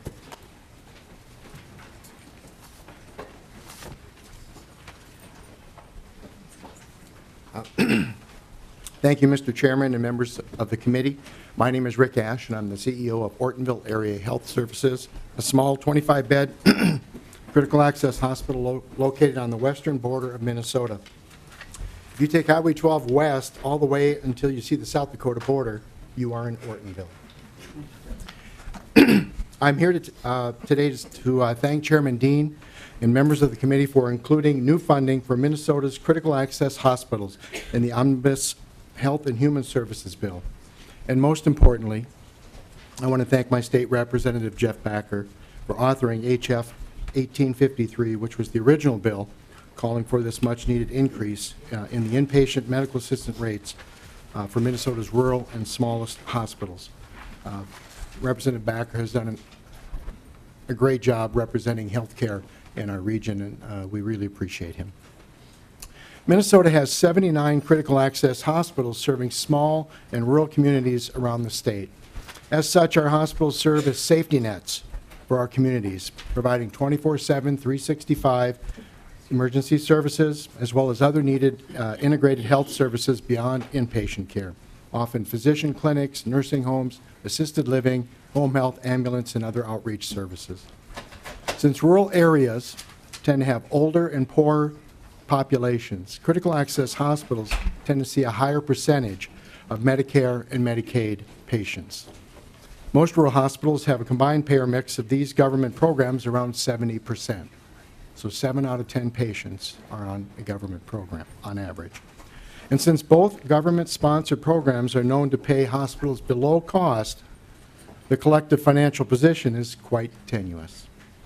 The state median operating margin for critical access hospitals was 2% in 2013, with a quarter of those critical access hospitals having a negative operating margin.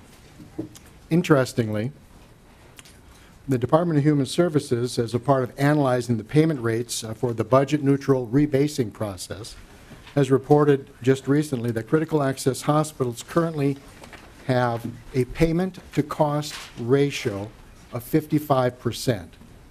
That means critical access hospitals, on average, are being paid 45% below the costs of providing that care.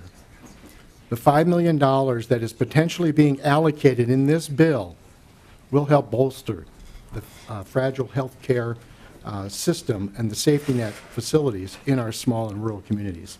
It will make a difference.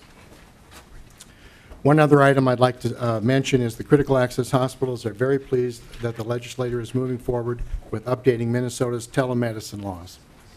We are hopeful this provision stays in the final bill because the greater adoption of telemedicine means that we can better serve the health and needs of our communities and have the access to medical experts that our patients need. So thank you for the work that you do today, the hard work of balancing the budget, but helping us meet our mission of caring for those we serve. And so thank you for this opportunity. Thank you, Mr. Ash, for making the long drive in. We do appreciate your time and your testimony today, and Representative McDonald is going to ask you to spend money in his district on the way home, I would imagine. I will do that. Representative McDonald. Yeah, thank you, Mr. Chair. I think that the peppermint twist might be open on your way out. So drive-in. Excellent raspberry malts. That's the city of Delano, did I say? Thank you, sir. Next up, we have Bruce Nelson. Thank Mr. you. Nelson, welcome to the committee. Thank you, Mr. Chair and members of the committee. I am Bruce Nelson with ARM, Association of Disability Providers across the state of Minnesota. And I want to thank you for $90 million in July 1, 2016, a one-time rate increase at that point in time. As you move ahead, Mr. Chairman, in the conference committee, I trust there will be additional conversation about tails, about the fiscal tails. And I hope that in those discussions that the money can be found to make this increase a base increase and to provide a base wage increase for some 90,000 caregivers across the state of Minnesota. As it stands now, this would be a bonus, which is we very much appreciate. But to move ahead in building a sustainable workforce, which is so critical to the vision of Olmsted, to quality care, to catching up, if we can have those discussions and ability to move ahead with a base increase, that would be very much appreciated. Not to be dismissive of what you did do for those caregivers across the state of Minnesota, and we very much appreciate that. At the same time, as you know, Mr. Chair, there is an additional cost to many providers, to those that ARM represents, of about $18 million in covering the cost of minimum wage. And a rate increase will help very much on that as well. So again, I do want to reiterate my gratitude and thanks for finding 5% and hope we can keep working forward. One other matter that will come before you in an amendment this afternoon or this evening regarding the disability waiver rate system. I believe Representative Zerwas will be bringing that forward, that represents agreements among many stakeholders and DHS.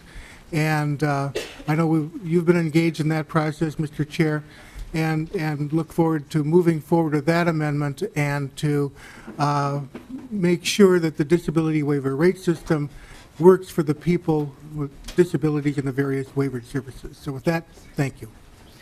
Thank you, Mr. Nelson. We appreciate your testimony. Representative Liebling. Mr. Nelson, if you would come on back for a second. Thank you, Mr. Chair. Mr. Nelson, I'm just curious about the practical effect of a 5% rate increase that only comes into effect in the second year of the biennium. You've mentioned the minimum wage is putting pressure on these providers who need to keep up with that. And how this would really work for the providers who have no increase in under this bill, no increase in rates at all during the first year of the biennium, and then a 5% increase that goes away after that year. And then, so how would this work?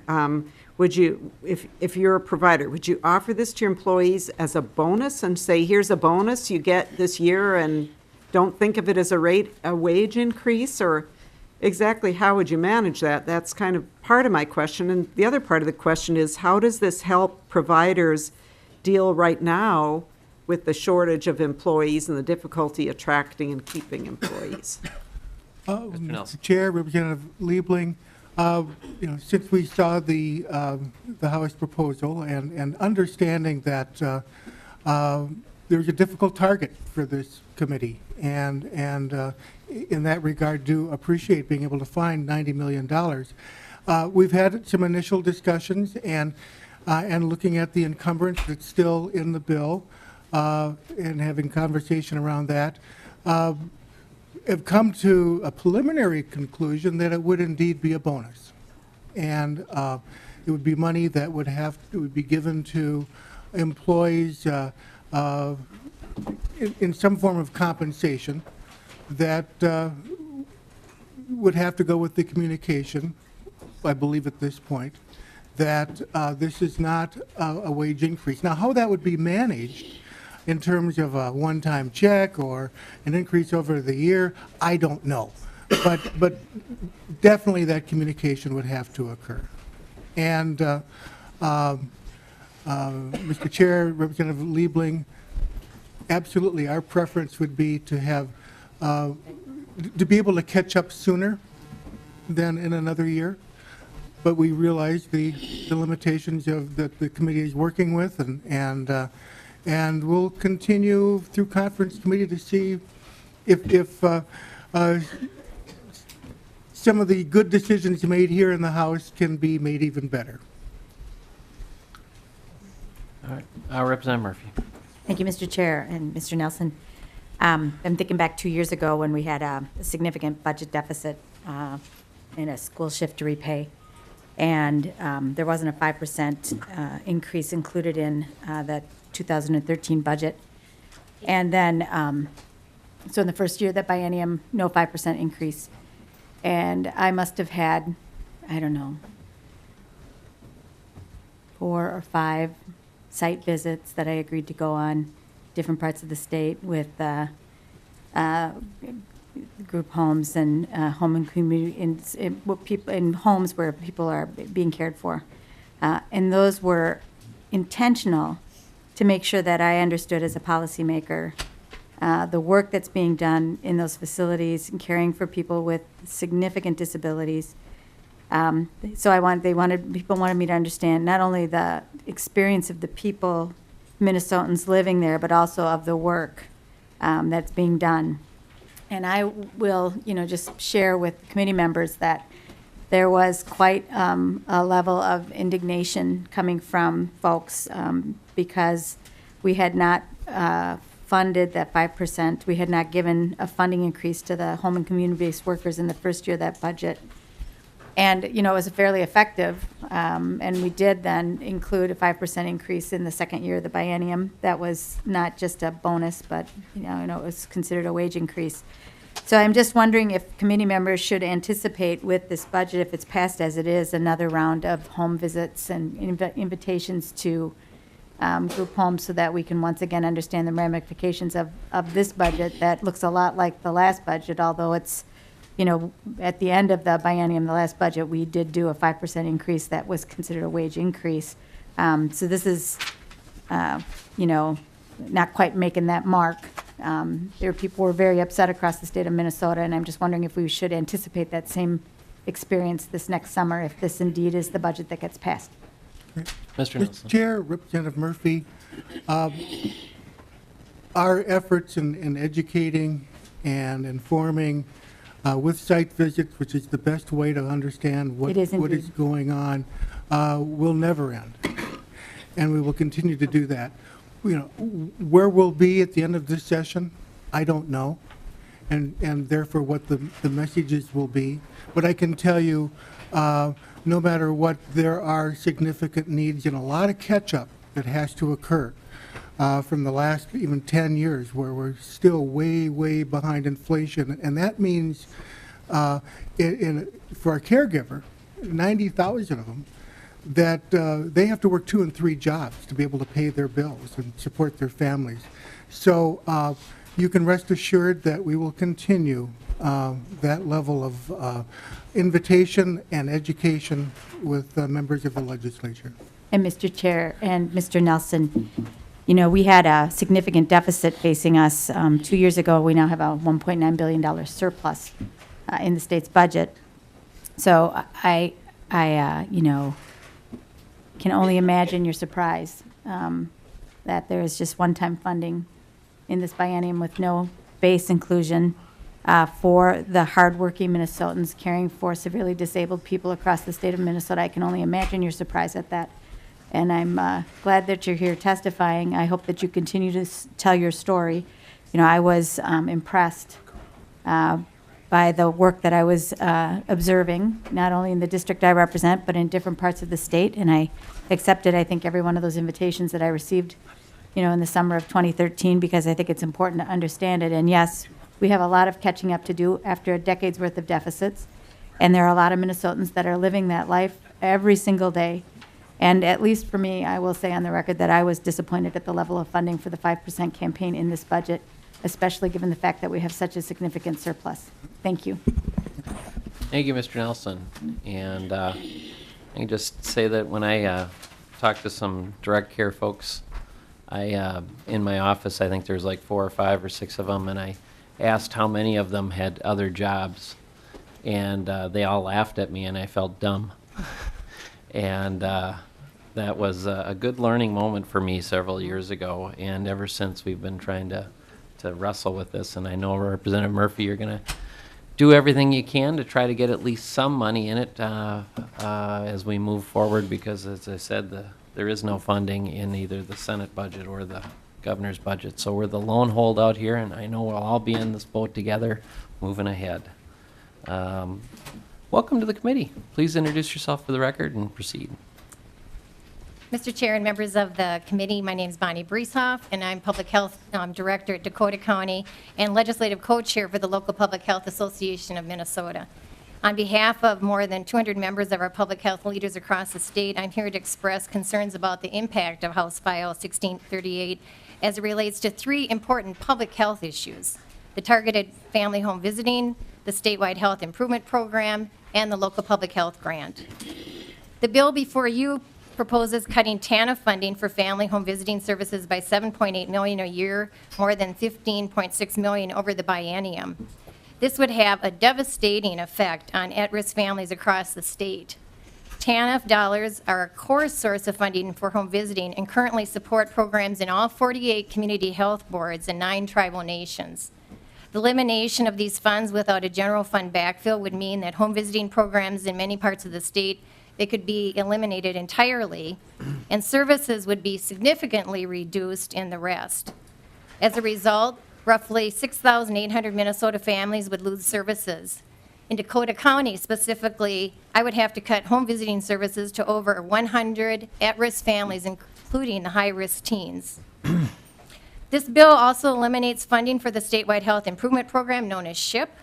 This program was part of the bipartisan reform package to improve health and reduce health care costs in Minnesota, and new data show that it's working. Since SHIP started, obesity rates in the state have stabilized, where rates in the U.S. and neighboring states have continued to increase. And I think the visual that Commissioner Ellinger shared with you is a great part of showing you that success. Minnesota youth tobacco rates have fallen from 18.1% in 2011 to just over 10% today, and adult smoking rates are going down too. These improvements in health will lead to significant health care savings for our state. We must continue to invest in prevention if we're to continue to advance our state's health and our economy. We understand that the budget target presented to you poses numerous challenges and difficult decisions need to be made, so we appreciate that the current funding for the local public health grant was maintained. This grant is the state's main investment in our public health system. Unfortunately, the grant was cut by 29% in 2003 in response to the state budget deficit at that time, and the funds still have not been restored. As a result, important programs and staff were lost.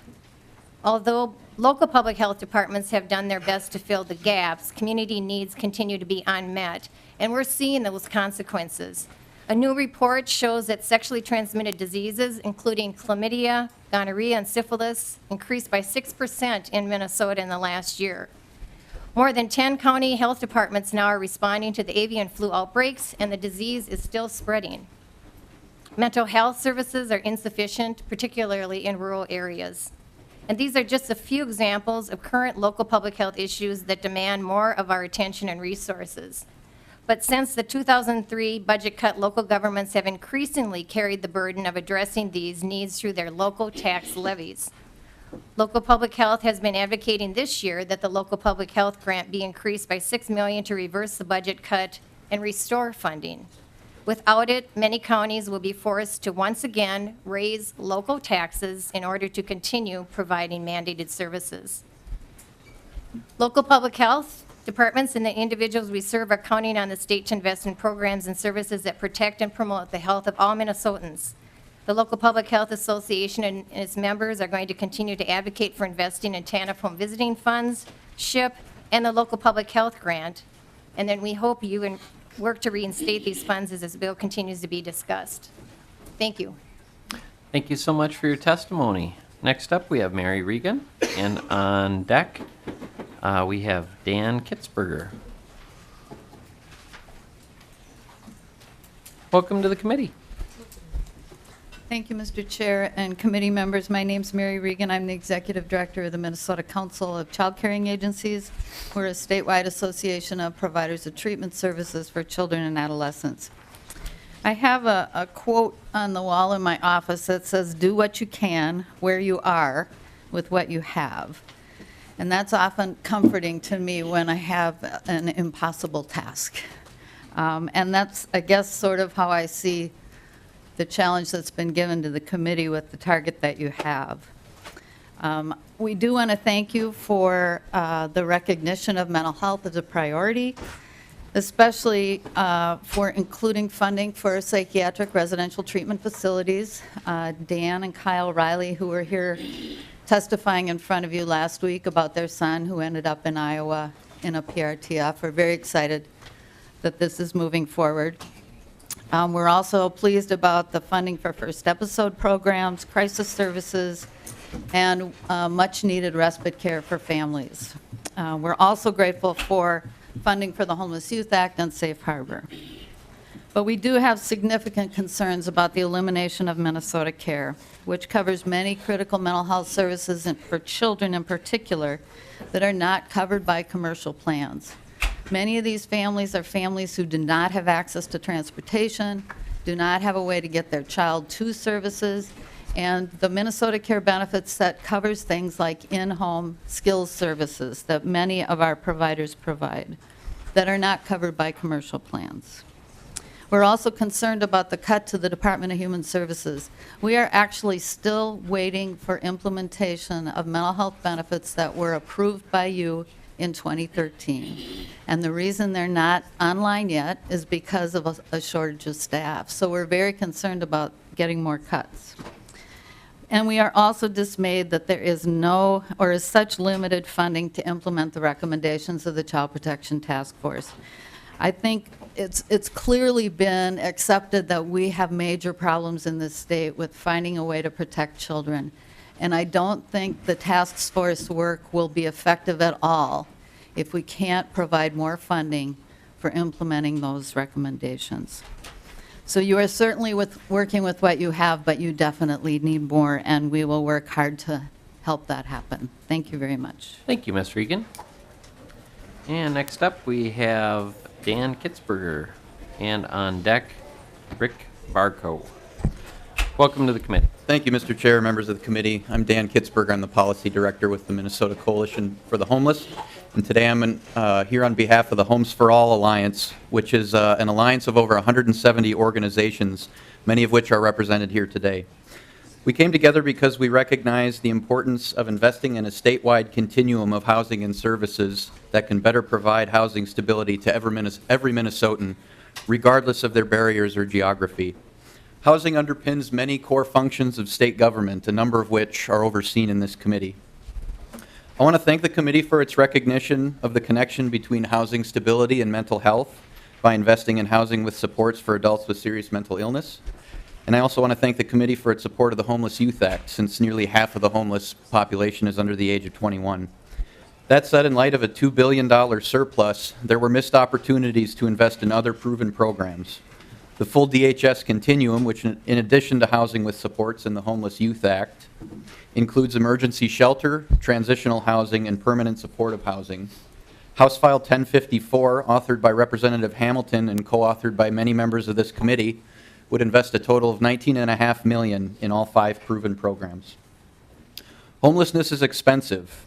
It costs hospitals, schools, courts, and law enforcement. Housing stability is more cost-effective and is the foundation for success. Children who are stably housed do better in school. People with chronic conditions are better able to manage them. People leaving incarceration are less likely to reoffend. And people fleeing domestic violence are able to rebuild their lives. We hope that as you finalize your work in the coming weeks, you'll consider the urgent housing needs of Minnesotans and the impact of creating housing stability for more people served under this budget. Thank you for your time. Thank you for your testimony. Next up, we have Mr. Rick Barco. Welcome to the committee. Please introduce yourself for the record and proceed. Thank you, Mr. Chair, members of the committee. My name is Rick Varco with SEIU Healthcare Minnesota. We represent 15,000 healthcare workers. In addition, we now represent almost 27,000 home care workers in self-directed programs like PCA with Choice. To start with the good news, I want to thank the committee for their strong bipartisan support for House File 316, which invests a desperately needed $138 million in a fairer, more accurate, and more adequate nursing home reimbursement system. I'm sure many of you have heard from nursing home workers, including SEIU members, about their continuing staffing crisis in their industry. One thing I want to highlight about the bill is through our contracts, our union has been pushing the principle of equal pay for equal work. We believe a nursing assistant in Thief River Falls deserves the same pay as one in Minneapolis. 3016 makes a huge step in that direction by basing reimbursements on a single statewide peer group. Also, as a member of the 5% Coalition, we want to thank the committee for the $90 million investment in increased rates for ICF, DDs, and home and community-based services. While not the full funding for Representative Hamilton's bill, it makes progress. If, however, your goal is to address the worker retention and recruitment issue, I would just echo Bruce Nelson's comments and encourage you to look at a more permanent increase. To shift gears, I want to express our disappointment that this bill does not include funding to cover the cost of a new contract for home care workers. This contract would provide up to 5 days of PTO for full-time workers and a minimum wage of an $11 an hour by 2016. The funding was included in the governor's budget. I hope you remember the testimony of Summer Spica. She is the PCA who testified before you about how she had to choose between staying at the hospital with her newborn child who is on a ventilator with whooping cough or working at a job for which was critical to her family's finances. The new contract will be voluntary membership and no worker will be required to pay dues. In addition, a significant portion of the $16 million appropriation to fund it will go not to the self-directed programs we represent, but to other programs where agencies directly employ home care workers. We would like to thank committee members Hamilton, Schumacher, Loeffler, and Liebling for authoring House File 2035, the bill to finance our contract, and we hope to work with them and other members to make sure it is part of any final HHS budget.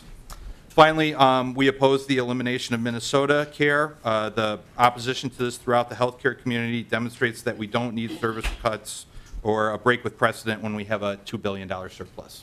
Thank you for your time. Thank you for your testimony. Let's see. Next up, we have Benjamin Ashley, and on deck, Danielle Shu. Welcome to the committee. Please proceed. Thank you. Chair and members, my name is Ben Ashley, Wortman Mental Health Association of Minnesota. On behalf of my organization and individuals around the state seeking recovery from mental illnesses, I want to thank you for your interest and investment in some of the proven programs that we know have enormous potential. As has been mentioned today, we've been saying we know what works, let's build on it. What I want to make very clear is that that doesn't mean that we are content with what we have just now. A foundation and a blueprint can be solid and wise, but it is not the same as a completed project. This bill takes a solid step towards completing the work that we began in 2007. Both then and now, this is bipartisan, statewide. In particular, I want to thank you for the inclusion of 1062, Representative Albright's crisis bill. I shared my personal experience with 911 in the policy committee that a lights and sirens response, no matter how professional or well-intended, is a substitute for mental health care. Mental health crisis services do a great amount of good, but again, we only have a framework. Some areas lack service entirely, others keep limited hours, or hamstrung by long distances or high populations. Expansion and improvement brings us closer to the promise of this program. In a recent 2-year study in the East Metro, they had an overall $1.2 million savings for their Medicaid population served, primarily by reducing hospital level of care. One area of concern that I want to highlight is the omission of non-emergency medical transport, NEMT, or protected transport. This is a parallel to crisis response in many ways. Non-uniform, plain car, a safe mode of transport that takes individuals out of the squad car and gets them to the hospital safely. We've heard and share the concern demonstrated by rural sheriffs, including Beltrami County, on the long distances and travel times that it has taken by bringing individuals across the state or even over the border. NEMT offers a solid alternative for many of those people. Expanding on the known models we have, residential crisis, IRTs, non-emergency medical transport, mobile crisis, this is the way to get the bang for the buck. Our resources will always have limitations, but these programs have been piloted or rolled out in limited forms. They represent true innovation, a different way of doing things than have done before. We've just gotten a few steps farther down the road in refining and improving them. We thank you for your support of these programs. We urge you to make revisions to further focus on the services that have shown the greatest promise. We know what works. This budget represents a wonderful opportunity to build on that blueprint. Minnesotans with mental illnesses are working every day for their recovery and wellness. Thank you for joining them in that work. Thank you, Mr. Wortman. Next up, we have Ms. Danielle Shu.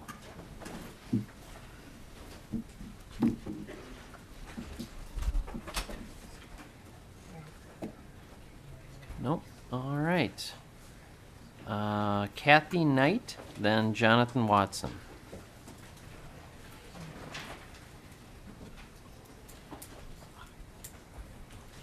Welcome to the committee. Thank you. Mr. Chairman, members of the committee, my name is Kathy Knight, and I serve as the Vice President of Fairview Behavioral Health Services. Fairview offers one of the nation's largest and most comprehensive behavioral health care systems. We provide assessment and treatment to well over 10,000 inpatients each year and provide hundreds of thousands of hours of outpatient care. Beyond those patients who receive treatment, though, we also know that there are many children, teens, adults, and senior citizens who are not currently accessing health care, the services and supports they need to get better or to stay better. We know that without treatment, the consequences are devastating: homelessness, unemployment, isolation, incarceration, and suicide. Many of the patients we see on an inpatient basis could have avoided reaching a state of acute crisis had enhanced community supports been in place. We know that patients with mental health and substance abuse disorders are rehospitalized at higher rates than for other disorders. We know that our beds are occupied for long periods of time because we are unable to discharge patients to effective community services.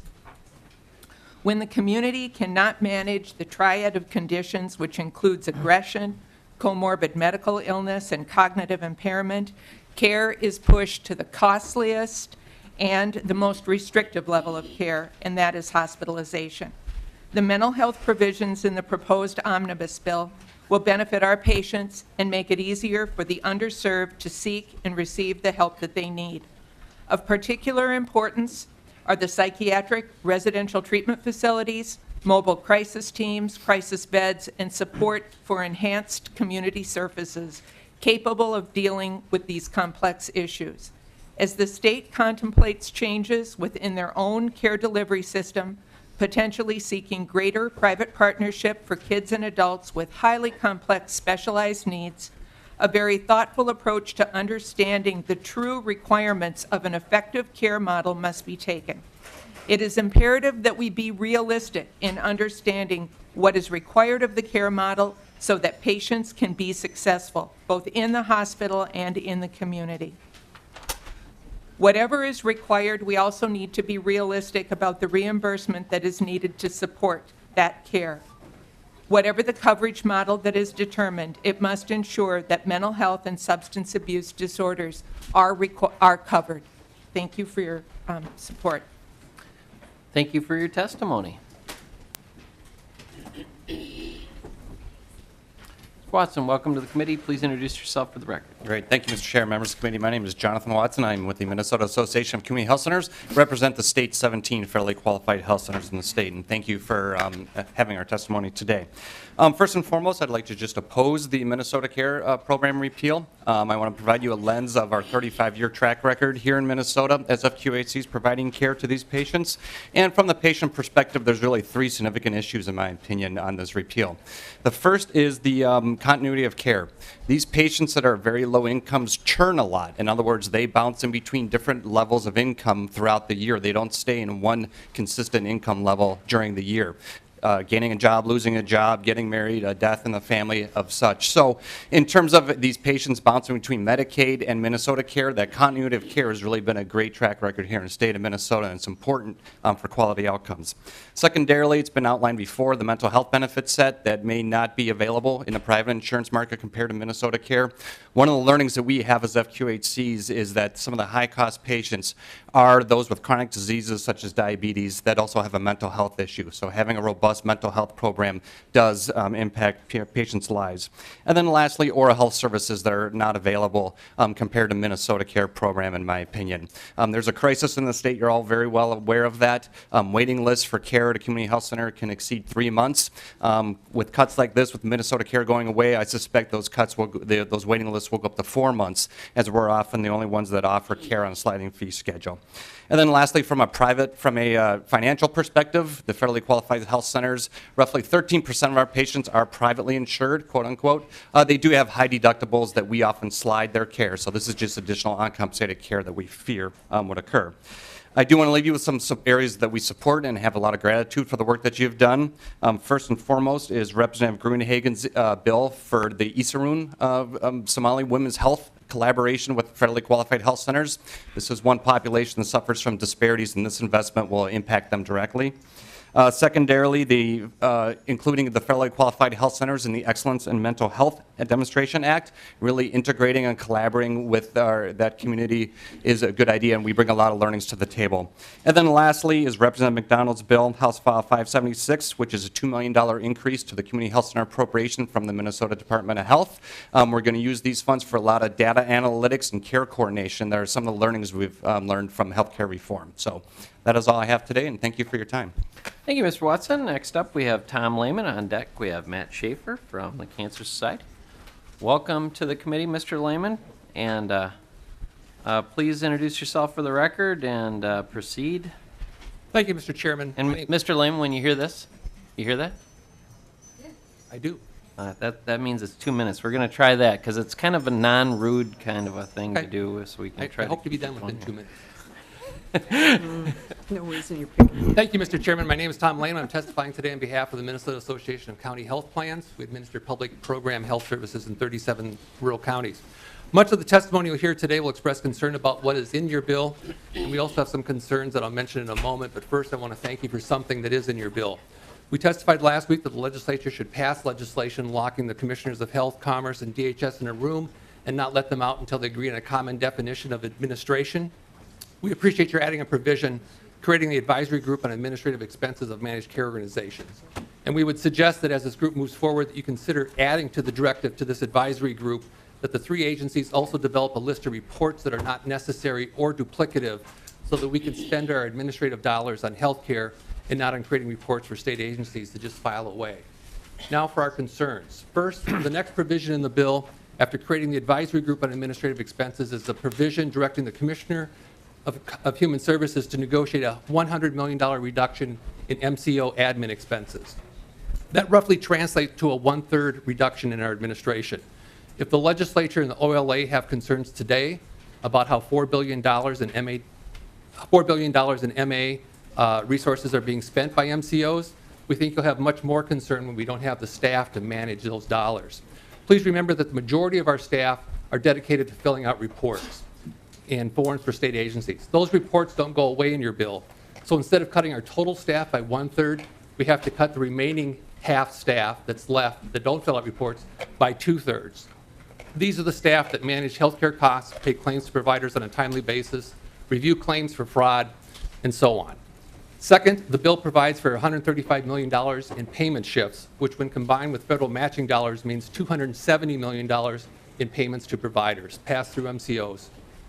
Under current law, we receive only 92% of our capitation each month because DHS withholds 8% until the following July. This shift is a problem. There are several payment delays in the bill for providers of payment increases rather of 90% without a corresponding increase in payments to CBPs, and those are concerns as well. Thank you, Mr. Chairman.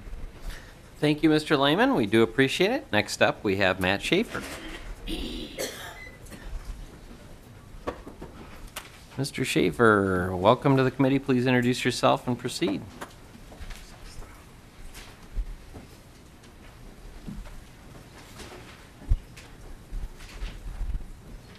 Thank you, Mr. Chair. For the record, my name is Matt Schaefer. I'm with the American Cancer Society Cancer Action Network. I'd like to begin by thanking the committee for a couple items that are in the bill and we'd like to express our support for. We want to express appreciation for the inclusion of language dealing with the loan forgiveness piece for providers in underserved areas, as well as the grant piece on the advanced care planning. We also would like to speak in favor of, I believe, an amendment that's coming up that would deal with pharmacy benefit calculator. We think that would help with raising the level of health literacy in our state. We do need to express a little bit of concern over two items. I'll start with SHIP, Statewide Health Improvement Program, and echo the concerns of previous testifiers. About 1/3 of every cancer diagnosis in our country is tobacco-related. Another third is obesity-related. And if we implemented everything we knew today about cancer prevention, we could prevent 50% of every diagnosis from ever taking place. And that's exactly what SHIP grantees are doing right now in your communities. And zeroing out that funding stops that progress right in its tracks, and we urge the committee to reconsider. The other piece we'd like to express a little bit of concern over is with respect to the Minnesota Care repeal and reform piece. And one thing that's of particular concern is moving this population over into the a silver plan through the exchange. I took a moment to really look at an explanation of benefits piece that was posted on the MNsure website for a plan that is actually given a silver designation. And the total out-of-pocket for an individual plan is $2,200 over the course of a year and $6,600 for a family. Now, the the patient co-pay share for in-network visit would be $30 in-network. And for a diagnostic cancer screening, which could be blood work, X-ray, MRI, CT scan, you're looking at about 40% of a coinsurance or up to 40% of a copay of whatever the cost of that test is. And then once you get over to the cost of prescriptions, now that's 30% of the cost of prescription or coinsurance, depending on what the patient has opted for. In the case of going through cancer treatment, it's going to add up fast. Now, for some folks, $2,000 to $6,000, that's a lot of money. It's a lot for me. For an individual, single-parent, family household making $30,000 a year, that's going to be very tough. We know that across our country, cost is the #1 factor during which individuals make the decision to forego or postpone medical care to include cancer treatment. And our concern is, unless something's done to make sure this population isn't put in a position where they're having to make that decision, we're going to see individuals possibly doing that.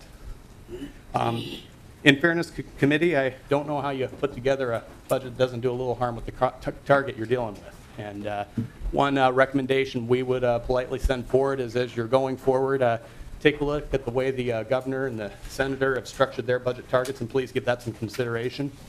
I want to thank you for your time, and I'd like to now turn it over to Jennifer Anderson, who can talk to you a little bit about her family. All right. Sorry. Can you introduce yourself, please? I'm sorry. Sure. I don't see you on the list. Yep. Thank you, Mr. Chair and members of the committee. My name is Jennifer Anderson, and I'm an American Cancer Society Cancer Action Network volunteer, but today I'm here because I'm a parent of a child on Minnesota Care. It was the day after Christmas, and my 16-year-old daughter, Tanisha, and my husband had just left to go to the mall. Imagine my fear when my husband called to tell me the ambulance was bringing my daughter to the hospital and I should meet them.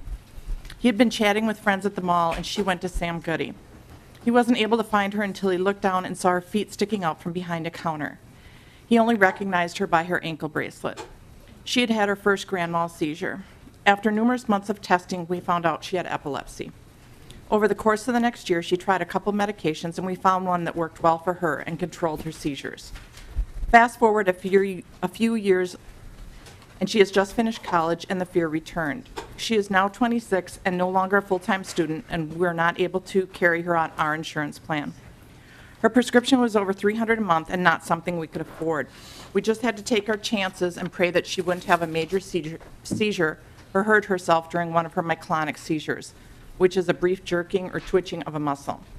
When she has these seizures, they are typically in her arms and legs. She will drop things when she jerks. Her leg may go out and she loses her balance. She has at times hit her head while having one of these seizures or hit her hand or arm. If you're a parent, you know watching your child handle a disease or struggling in pain is beyond heartbreaking. All you want to do is fix the problem. I felt so helpless and inadequate because I couldn't afford to pay for my daughter's medication. What kind of parent was I that all I could do was sit back and pray for a better outcome? Tanisha has not been able to find full-time work. In fact, so many companies are no longer hiring full-time. But she works part-time retail for $9.50 an hour. With these checks, she currently pays about $400 a month in student loans. But thanks to Minnesota Care, we received our answer to prayer regarding health insurance. She is now able to see her neurologist on a regular basis, and her prescription costs are covered. This gives her and her parents peace of mind. Just got a text from Tanisha while I was sitting here that she picked up her prescription and it was $1. Thank you, Minnesota Care. Thank you for listening to my testimony. Thank you. Next up, we have Justin Bell from the American Heart Association. Welcome to the committee. Please introduce yourself and proceed. Thank you, Mr. Chair, committee members. My name is Justin Bell, and I'm the Government Relations Director for the American Heart Association here in Minnesota. Along with Mr. Schaefer, I co-chair the Patient Advocacy Coalition, a group of public health organizations that focus on healthcare access and reform for Minnesotans living with chronic disease. First, on behalf of the American Heart and Stroke Association, I'd like to offer our gratitude for the inclusion of funding for the Minnesota Stroke System. This is a Minnesota-designed comprehensive system that includes both hospitals and EMF services that meet national standards for specialized care and work together to speed up emergency treatment when minutes matter. With stroke, time lost is brain loss, and this system is a huge step for greater Minnesota, where weather, geography, and distance challenge how quickly we can transport stroke patients to the proper facility. Our smaller rural hospitals and EMF services from around the state have stepped up in a big way to launch this system, and the support of the legislature is exactly what we need to maintain our path of improved patient outcomes for every part of Minnesota. So thank you for that inclusion. To very briefly echo the previous testifiers, the repeal of Minnesota Care is likely to result in a lack of or decline in preventative care for many Minnesotans at risk or with a history of heart disease. When premiums and copays increase, we know that patients are less likely to take their medications properly, have their blood pressure screened, or monitor their cholesterol. And these simple medical interventions can go a long way in preventing and managing heart disease and save patients from devastating and expensive acute medical events like heart attacks and strokes. Preventing heart disease and these emergency events are the most effective way to improve the cardiovascular health of Minnesota. And finally, along those same lines, we'd also encourage reconsideration of funding the statewide health improvement program. Tobacco use and obesity are primary driving factors in preventable chronic disease, health, and rising costs in healthcare. The good news is that recent evidence shows that thanks in part to SHIP, obesity rates have stabilized in Minnesota while our neighboring states have increased. Smoking rates for adults and youth have continued to drop. SHIP is an effective way to support locally driven programs that will have the biggest impact on their own communities. If it remains fully funded, SHIP is projected to save Minnesota over $1.9 billion in direct health care costs alone by 2020. SHIP has proven to be an excellent way to locally combat these leading causes and rising health care costs. Our hope is that SHIP continues to be fully funded. Thank you for your time. Thank you, Mr. Bell. Is there a Lucas Kunat? No. Welcome to the committee. Please introduce yourself for the record and proceed with your testimony. Thank you. My name is Lucas Kunak. I work at a nonprofit mental health clinic called Fraser. I'm offering comments on behalf of the Minnesota Association of Community Mental Health Programs. We thank you for the strong recognition of mental health in this budget, and we're particularly pleased with the increase in access to crisis services, which were provisions that Representative Albright had contributed. This will help the system better help people who need immediate help statewide, and also builds on what we know works. We also appreciate the forward-looking provisions that Representative Backer contributed, including the Excellence in Mental Health Act and the rate methodology study. We understand that the Excellence in Mental Health Act language might require an amendment in order to narrow the scope of the language to stay within the committee's jurisdiction, and we would appreciate the opportunity to continue working with you through the process. Thank you. Thank you for your testimony. Next up, we have Mr. Jeff Bauer. On deck, we have Susan Larson. Mr. Bauer, welcome back to the committee, sir. Thank you, Mr. Chair and members. My name is Jeff Bauer. I'm the Director of Public Policy at the Family Partnership in Minneapolis, Minnesota. And I just want to start out by thanking you, Mr. Chair and committee, for your support for Safe Harbor. And also I always want to take the opportunity to thank Chris and Holly and the rest of the staff for dealing with all of us advocates during such a busy time of year. We really appreciate you guys. So we're really pleased to see in this budget and want to thank you for the $2.3 million for Safe Harbor for sexually exploited youth. The $2 million for shelter and housing is really critical. We know there aren't enough beds around the state, and because of that, there's going to be a lot of kids who have a safe place to go. So thank you for that. We're also pleased to see the $300,000 in this bill for youth outreach. We know that's one of the most effective ways to identify and to connect sexually exploited youth with the resources they need. While I'm up here, I also want to say we're really pleased to see the funding for the Homeless Youth Act. We know that any child that is homeless is also at great risk for sexual exploitation, so thank you for investing in the Homeless Youth Act. All of that being said, there are two critical pieces of the safe harbor work that are yet to be funded. One is training and protocol development. We've done a fairly good job of training law enforcement around the state to identify victims and to investigate these cases, but there's a whole other universe of people who may come in contact with exploited children who we have not yet trained. So we'd love a little more support for that. And then last but not least, we'd love to get a little bit more resources into the Comprehensive Services Grants Fund. That's really our best tool to get more resources into greater Minnesota to work with trafficked youth. So we know none of that happens without a slightly larger target, so I would like to humbly offer whatever support and shoe leather and testimony we could certainly provide to help you address that with leadership. So thank you very much again. We really, really appreciate your work. Thank you, Mr. Bauer. Thanks for all the work that you're doing and your advocacy this year. Next up, we have Susan Larson from LifeSource. Welcome to the committee. Hi, Mr. Chair, committee members, my name is Susan Mal Larson and I work for LifeSource. We are the nonprofit organization responsible for organ and tissue donation in Minnesota. And on behalf of LifeSource and Hennepin County Medical Center, I would just like to thank you for including in this bill the establishment of a health department grant, which would support culturally appropriate outreach programs that provide education about organ and tissue donation. Organ donation is a life-saving gift, and 2/3 of Minnesotans have registered as donors. However, we do need to increase that number because sadly more than 3,200 Minnesotans are waiting for that life-saving gift. This bill provides a cost-effective means to reach underserved populations who have a lower rate of participation in donation. The goal would be to increase the number of donors and save more lives through transplantation. The programs funded by this grant would be implemented as a collaborative between LifeSource and our 4-member transplant centers in Minnesota. I thank you for your support. Thank you for your testimony today. Next up, we have Sarah Greenfield from Take Action Minnesota. Welcome back to the committee, Ms. Greenfield. Thank you, Chairman Dean, members of the committee. My name is Sarah Greenfield. I'm the Healthcare Program Manager at Take Action Minnesota. We've testified against the repeal of the Minnesota Care Program and the proposal to replace it with complicated and undefined subsidies in this committee before. Seeing the language in this bill further describing the new state tax credits, we are, if anything, more concerned. Article 2, Sections 1 and 18 contain a complex web of payments between insurance carriers, enrollees, DHS, the Department of Revenue, in which it's difficult to tell who will pay what to whom when. There is still no clarity about the final cost to consumers, but it is clear that this bill will end a program that provides access to stable comprehensive coverage, and that the $50 million, according to the same language in the tax bill, spread across the projected enrollees, will not translate into affordable quality coverage for most. Article 2, Section 18, Subdivision 4 seems to suggest a tax refund to consumers who don't spend their full premium base reduction. People at this income level do not need additional incentive to fall into a bronze plan trap once their current coverage has been taken away, and yet this appears to be exactly what this bill does. It takes provider tax dollars to incentivize people to buy plans that leave providers and consumers with unpaid medical bills.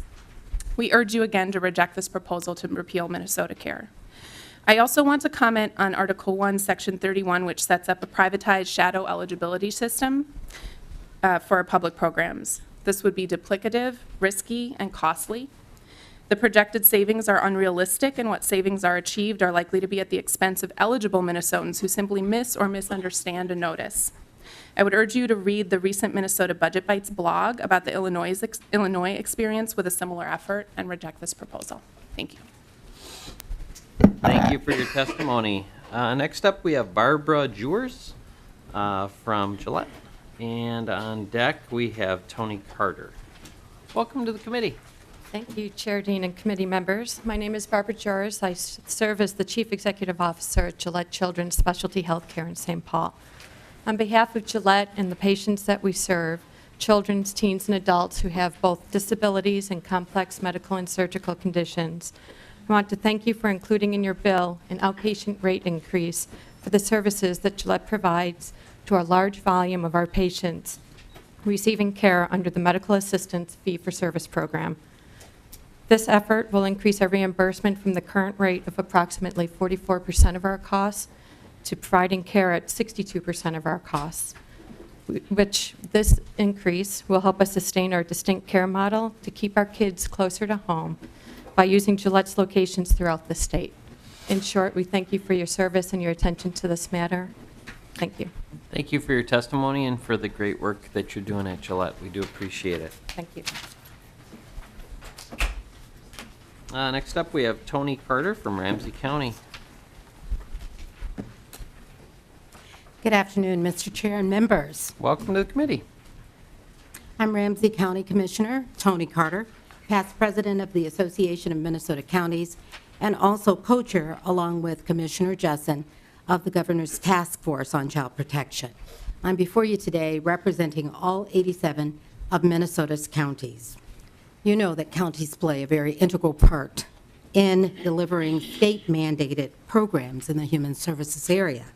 We are the administrative arm of the state, and as such, we are partners with the state and federal government in providing essential services to those who have the greatest need, our children, the disabled, and the elderly. We do appreciate that the House's budget significantly invests in services for the disabled and elderly, and also invest in nursing homes and provider rates for service providers. You know that counties take tremendous pride in all of the work that we do for our community, serving people throughout Minnesota. And while we appreciate that the budget does include specific funding measures, counties are very disappointed that the budget makes such deep cuts into public health and human services programs, effectively eliminating community health programs under the State Health Improvement Program, and significantly cutting funding to targeted home visiting, and failing to make critical investments in the child protection services. This will result in counties being forced to raise property taxes in order to carry out the state-mandated services, or these services otherwise would simply fail to be done. In the area of child protection, the state of Minnesota has the second lowest level of state investment, while counties provide over 50% of the cost. This budget leaves the counties with increased mandates to provide those services and without the funding necessary for these very critical services to protect our children. This doesn't reflect the state-county partnership that we all know that we need to protect our most vulnerable. In fact, it represents increased mandate for county investment on an already taxed social service system. And this is just one example of the unfunded mandates that will result from this bill. Another issue of concern to counties is that of the outside audit for medical assistance programs. Counties support audits and have a strong desire to ensure that we do our work well. That being said, the bill as it is written has significant cost savings to the state with significant workload placed on this already taxed county system. The fiscal note estimates an additional $5 million in cost to counties in staff time.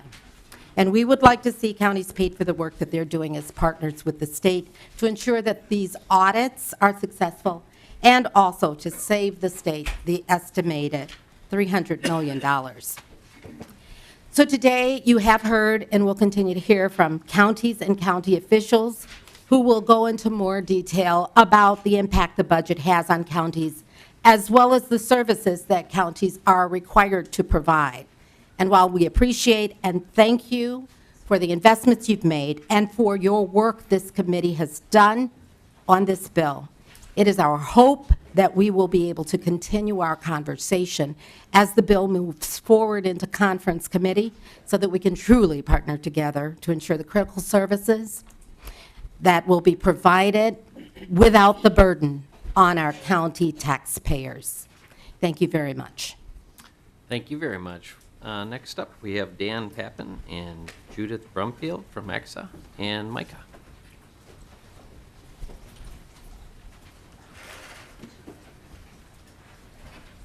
Welcome to the committee. Please introduce yourself for the record and proceed with your testimony. Thank you, Mr. Chair, committee members. I'm Dan Pappen. I'm the Director of Community Services for Washington County, and I'm speaking on behalf of the Minnesota Inter-County Association, or MICA. First, I want to say we're very pleased that you include full funding for administrative simplification. This investment will allow us to focus on simplifying the cash assistance programs in our state-supervised, county-administered human service delivery system. By freeing up time from unnecessarily complicated paperwork, financial workers will have more of an opportunity to assist the clients with problem solving and locating resources and services that will help them achieve self-sufficiency.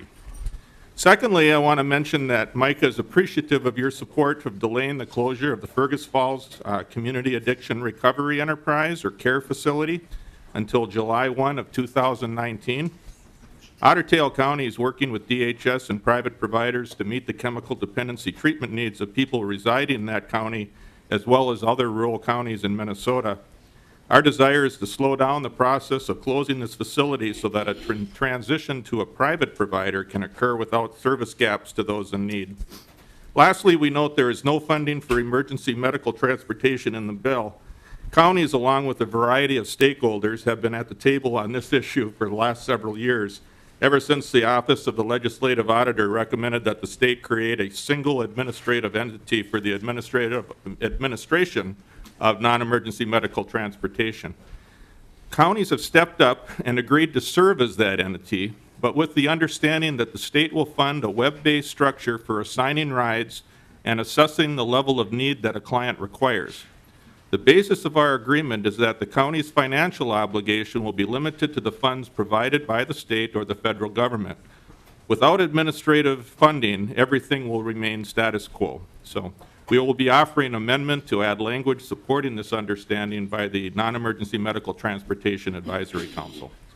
Thank you very much for your time and support. Counties look forward to continuing to work with you to build a more efficient, effective, results-oriented human service program service delivery system. Thank you. Thank you, sir. Next up, we have Ms. Brumfield from Mikasa. Maxa, is she here? No?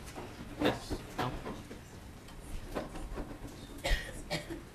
Welcome to the committee. Please introduce yourself for the record and proceed with your testimony. Mr. Chair, my name is Patricia Coldwell, and I'm here representing the Minnesota Coalition for Targeted Home Visiting. I was given the opportunity to take the spot instead of Ms. Brumfield.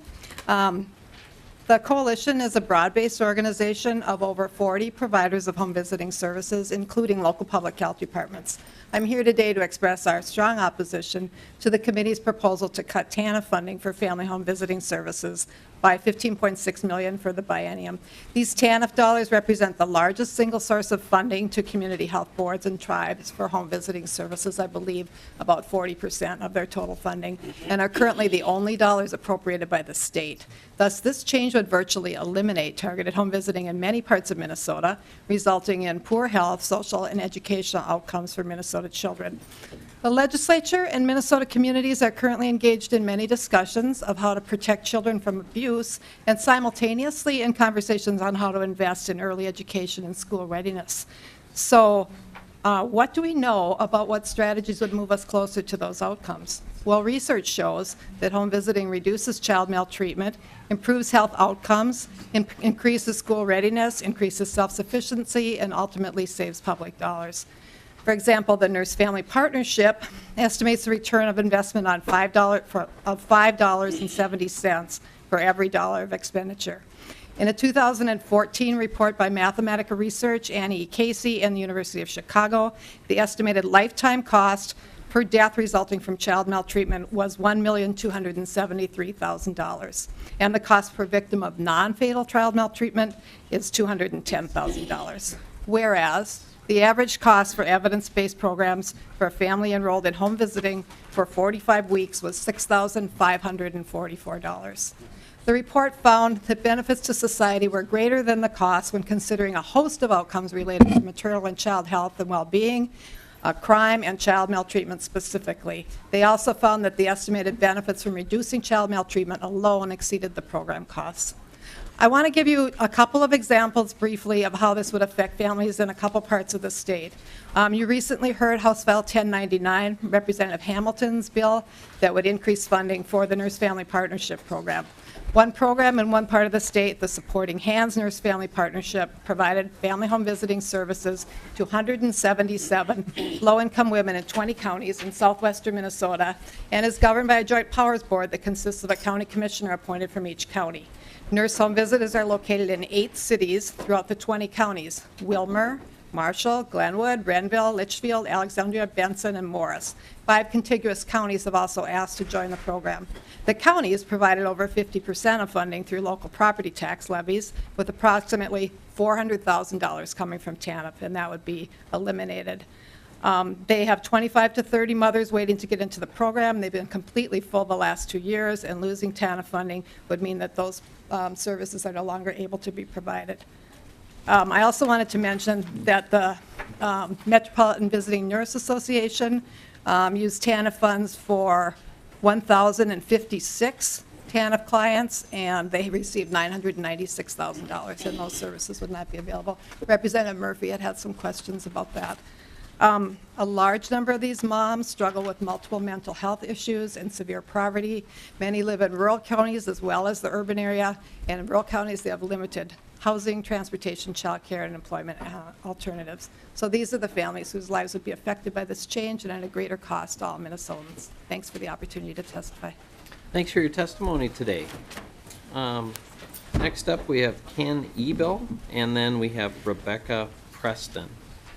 And I just want to also just point out that if you go to our committee webpage on the legislative website, Ms. Iverson's contact and also Mr. Stolarzik's contact are there, particularly for the counties. As we move forward, we'd love to have more input from that. Haven't heard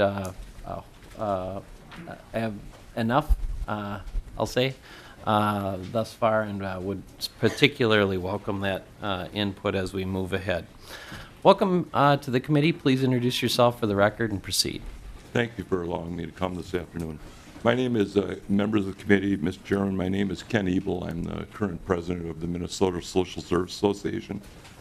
The MSSA Association is an association of almost 4,000 members statewide that represents many human service professionals, all the way from child protection workers to financial workers to clinicians, academics, so on and so forth. And we have a very active membership, and we've been around for over 120 years. As a grassroots association, our members are actively involved in developing legislative agenda based upon their experiences as direct health and human service providers and the people they work with. As a representative of health and human service professionals across the state, MSSA is very concerned about the current state of the Minnesota child protection system. As my friends and colleagues have previously testified, the amount of state money that goes into child protection in this state is not adequate to support the systems and the needs. As an association that represents a large number of states' child protection workers, everyone in this room needs to understand the implications of an underfunded child protection system has on staff. As a past county human services director of Sherburne County, I can tell you that stress systems result in lack of resources to assist families in high caseloads, issues that cause extreme stress on child protection staff and often result in high rates of turnover, further impacting Minnesota's child protection system and the safety of the children they serve. Child protection work is demanding and stressful enough without these limitations, and we strongly urge you to adequately fund and support Minnesota's child protection system. These are our most vulnerable citizens in the state, and we urge you to do that. In addition to child protection, MSSA is advocating and supporting the 5% campaign. We're all well of the fact that direct support professionals and caregivers are significantly underpaid for the difficult and complex work they do. MSSA is pleased to see your support of home and community-based funds in your budget, and we hope to see your continued support through the remainder of the session. We thank you very much for that. Thank you. Finally, I would like to, can I have just 1 minute? Oh, I'm sorry. Finally, I would like to speak to the local public health grant. We appreciate the fact that the grant wasn't cut, but somewhat disappointed that funding from previous cuts have not been restored. A strong and responsive local public health system is essential to the health and well-being of Minnesotans. I understand the difficulties that you will have in the upcoming weeks to put together a health and human services budget that best meets the needs of Minnesotans, and that there are many people who will be coming in front of you asking for funding. Children are amongst the most vulnerable. Please ensure our system to protect them through the county-based system in Minnesota is adequately funded. Thank you so much for your time this afternoon. Thank you for your testimony. We do appreciate it. Next up, we have Rebecca Preston with the Minnesota Brain Injury Alliance. Then we have Twyla Braze, then Jim Showalter.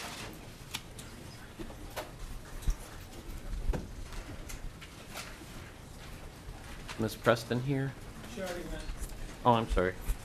Then let's go to Twyla Braze.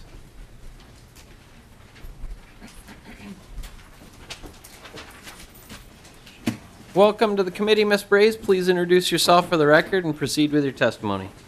Thank you, Mr. Chair, members of the committee. My name is Twyla Braze. I'm president and co-founder of Citizens Council for Health Freedom.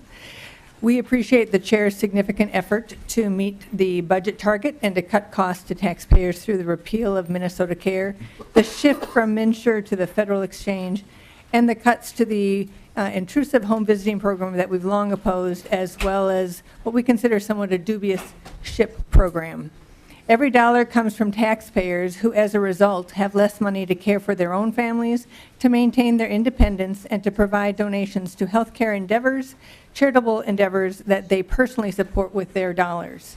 We also support reduction of and restrictions on the definition of administrative expenses, the emphasis on audits of health plans, and the shift of $135 million in capitated funds, especially since after hearing from the auditor, we seem to still have little idea how all of the funds are actually being used.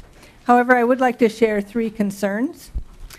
First, on line 66.4, we do not support leaving in law the exemption from rulemaking requirements on the health insurance exchange. The exemption from Chapter 14 and the remaining expedited rulemaking language prohibits the public from calling for a public hearing on the proposed rules, essentially eliminating the public's or your ability as legislators to stop any proposed MNsure rule. Therefore, we ask that that line be deleted. Number two, we also do not support the language on 75.28 and 76.29 that leaves MNsure in place if King wins in King versus Burwell. If King wins, states without a state exchange will have freedom from the individual and employer mandates. Penalties are tied to the availability of federal subsidies through the state exchanges. No subsidies, no penalties. So we'd ask for these sections to be deleted. Third, we also do not support the Excellence in Mental Health Demonstration Project on page 243.1 and 246.9 for a variety of reasons. First, it was never heard in policy committee, according to our research of the committee minutes. Second, to enact the language is to place the cart before the horse. The federal planning grants for this program will not be made until January 2016.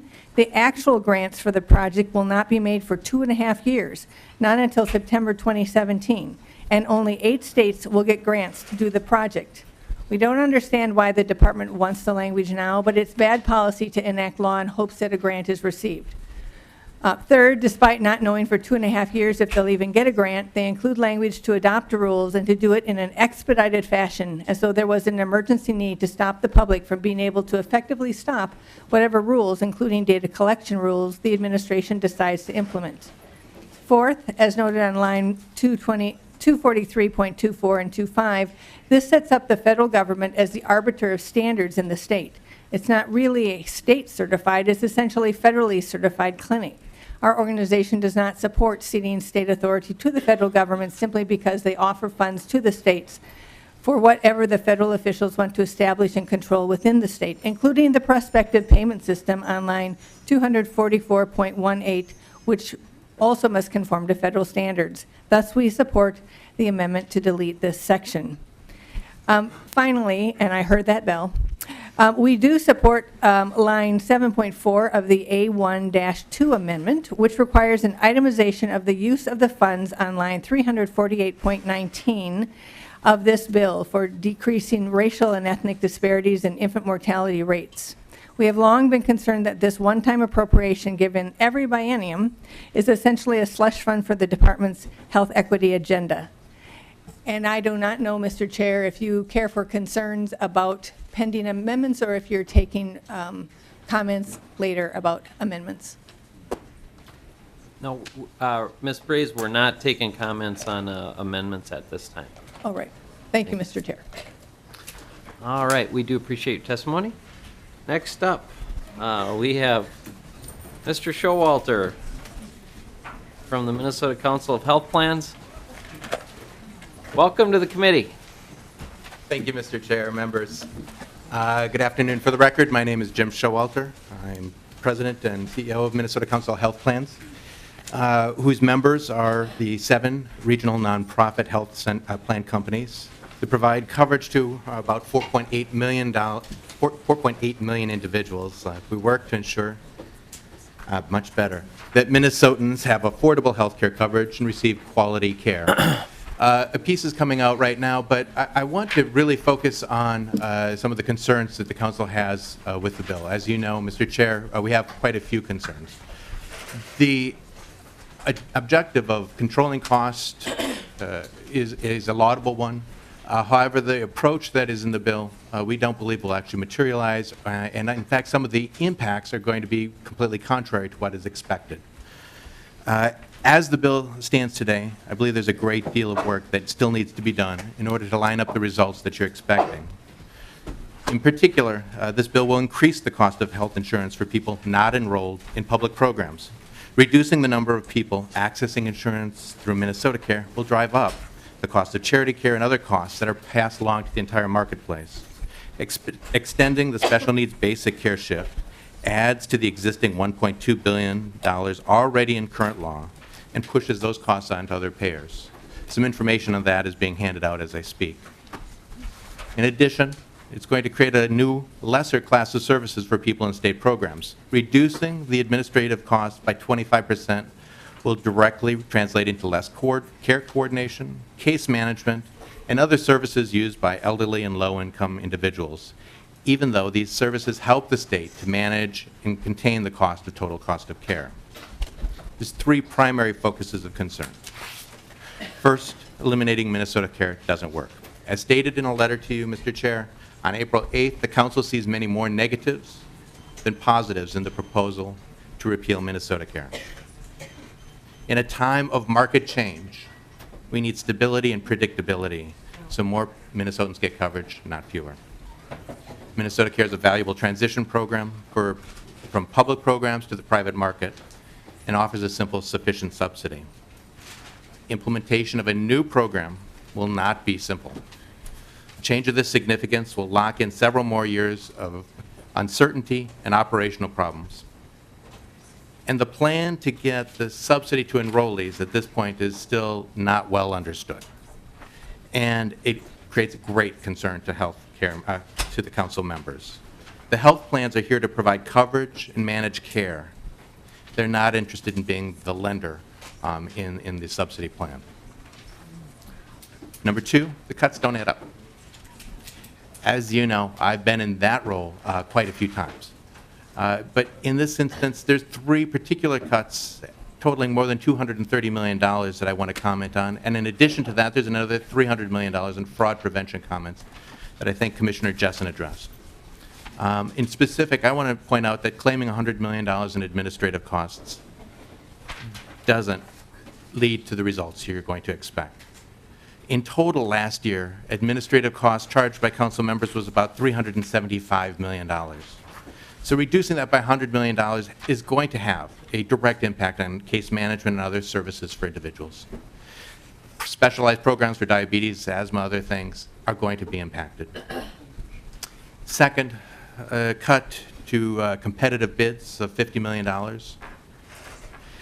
Like administrative costs, the federal government requires the state to have achieve actuarial soundness.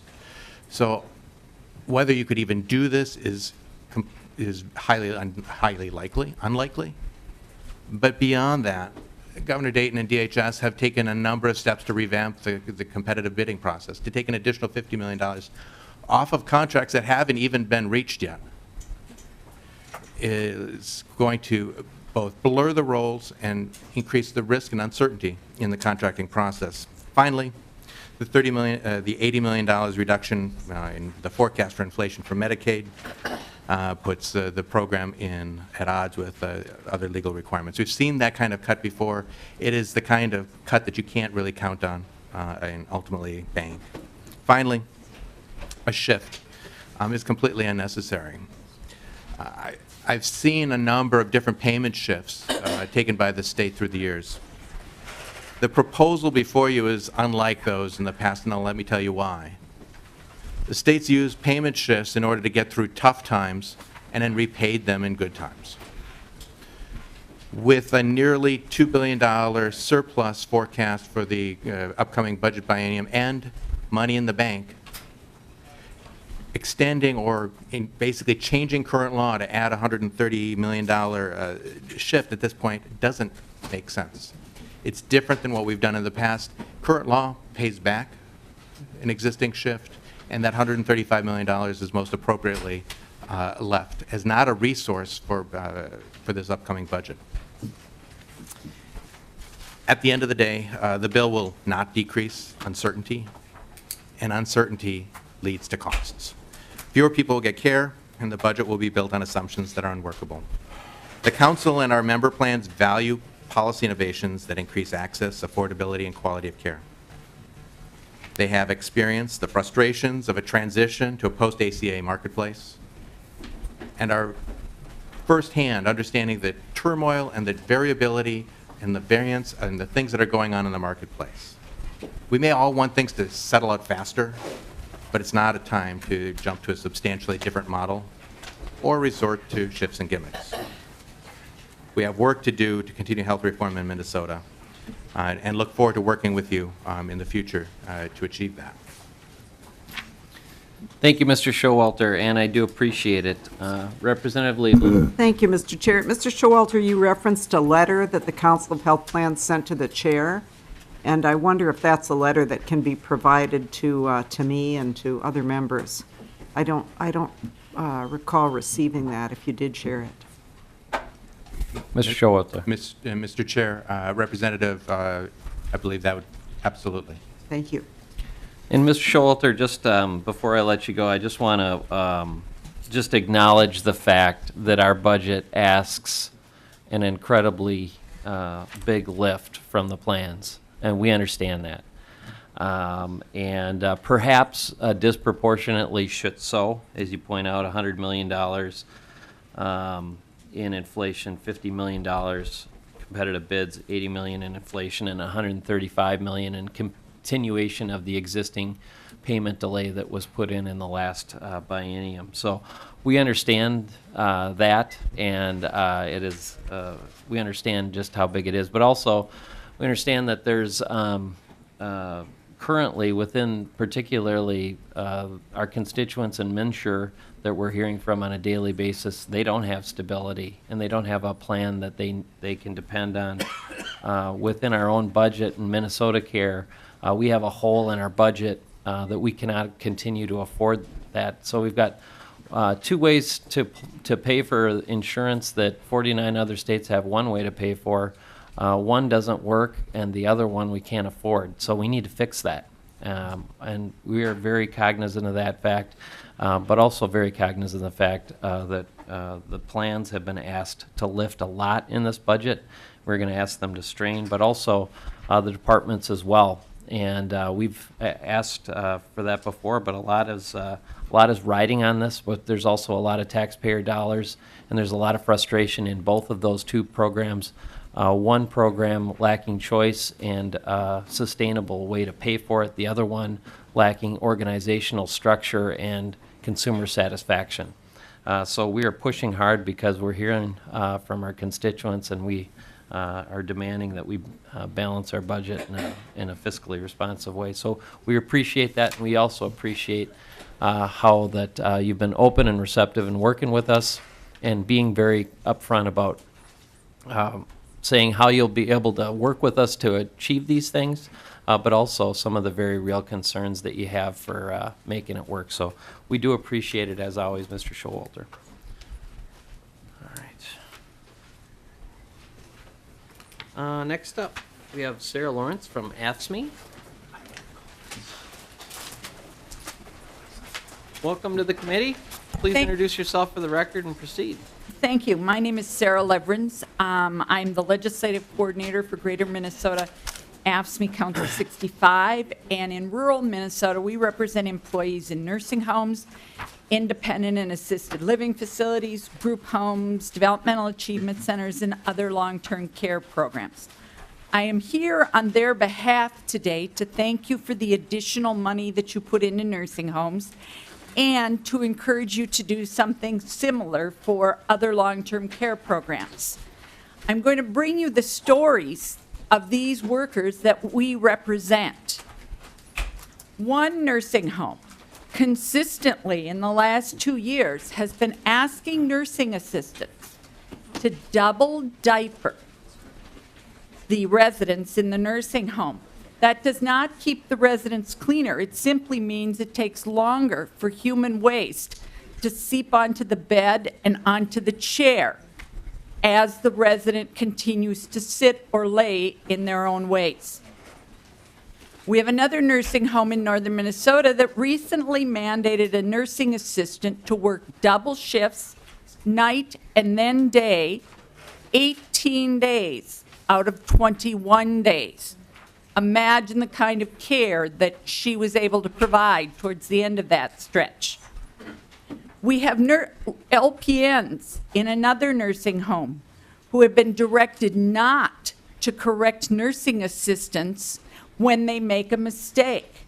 The feeling is it's better to have a body that provides inadequate care than no one. We have a rural nursing home where they used to have 2 people involved in mopping the floor on night shift. One of them had the task of making sure residents didn't get up out of bed and out of the room and slip and fall.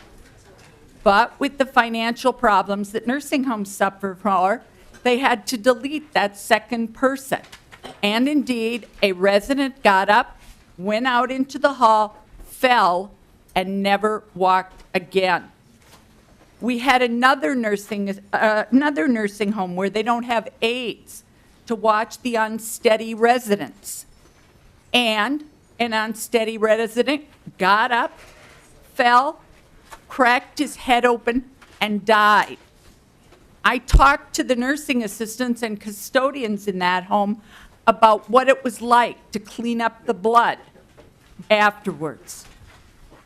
In Bemidji, where we have several nursing homes, a new Hobby Lobby store opened. And its starting pay is $12 to $15 an hour. Our nursing homes start at $10 an hour. The employees of our nursing homes care about providing good care. We have a nursing home where, in spite of the fact that they make pretty horrendously low wages, took a $2 an hour cut to keep the nursing home open. We need to respond to that. We need to respond to the crisis in long-term care and in nursing homes. So thank you for more money for nursing homes, and hopefully we can see the same in some others. Thank you. Thank you for your testimony today. We do appreciate it. Next up, we have Kelly Wolf from Children's Hospital, and on deck, Mr. Dave Renner. Welcome to the committee. Hello. Great. Good afternoon, Mr. Chair, members of the committee. My name is Kelly Wolf, and I'm the policy specialist at Children's Hospitals and Clinics of Minnesota. Given the very difficult target that you were faced with, and understanding that there's likely still work to be done on the budget, I want to thank the committee for making some key investments in healthcare. First, I'd like to thank the committee for making telemedicine a priority, and thank Representative Mack for her tireless work and leadership on this issue. Parity in telemedicine would have tremendous benefit for our patients. Patients like Maisie. This energetic 8-year-old little girl lives in Elk River, sees 12 specialists for her condition, and makes at least 16 trips to the cities each year. Macy missed 29 days of school last year, and half of them were for routine visits. Because of this, her mother was forced to leave her full-time job to take a part-time job that enables her to work from home in order to accommodate Macy's healthcare needs. Access to telemedicine would be life-changing for Macy and her family. Telemedicine holds great promise in many areas, including mental health, but the model needs to change. Our young program is built largely upon grants and operating funds, an unsustainable model. Parity and reimbursement would allow for a more reliable and consistent stream of funding to expand the benefits patients like Macy need. I would also like to mention our support for funding of the Child Protection System. Children's Hospitals houses the Midwest Children's Resource Center, which provides specialized medical evaluations and case management in alleged child abuse cases, serious neglect, and witness to violence. We see more than 1,200 children each year. Our child abuse pediatrician, Dr. Mark Hudson, participates on the Governor's Task Force for the Protection of Children. While we are pleased to see funding incorporated from House File 191, we believe the additional funding for county agencies recommended by the task force is necessary to build a system that can adequately meet the needs of these children. I would also encourage the committee to invest more in home visiting services. We know that there are evidence-based programs, such as the Nurse Family Partnership, that have shown an economic return on investment, as well as improvements in the lives of children and their families. Given that 80% of brain growth occurs by the age of 3, these programs offer an opportunity to positively impact child health outcomes and academic achievement. And lastly, I want to thank you for investing in our future healthcare workforce. We train more than 350 pediatric specialists and primary care physicians each year. So we appreciate the recognition of that importance through the increased funding of Merck, which we rely heavily on as a high Medicaid provider, to provide the necessary training to our future pediatricians and other pediatric providers. So thank you for your time today and your continued work on this very important budget. Thank you, Ms. Wolf. Next up, we have Mr. David Renner from MMA. And then we have Stefano Lovaresso from Vale Place. Mr. Renner, welcome to the committee. Mr. Chair and members, my name is Dave Renner, here today representing the Minnesota Medical Association. The MMA represents over 10,000 physicians and physicians in training throughout the state. Thank you for the opportunity to comment. There are many provisions in this bill, some of which we support, some of which we have concerns with, but I'm not going to be able to go through all of those today. So I really want to focus provisions related to Minnesota Care 2, that are the proposal, and specifically the recommendation to use some of the savings from in transferring obligations from the general fund to the Healthcare Access Fund. The MMA has been watching the development of Minnesota Care 2 proposal and has shared with Representative Dean that there are many aspects of this proposal that conceptually we find appealing. At the same time, we believe strongly that any alternative to the current Minnesota Care program must ensure that coverage remains affordable for enrollees. We've not yet seen enough details to make the determination, but we think this is critical to the MMA. One of the positive aspects of Minnesota Care 2 is that it does reduce pressures on the Healthcare Access Fund. This is the fund, of course, where the 2% provider tax proceeds go, and the bill does move up the repeal of the 2% provider tax by 1 year.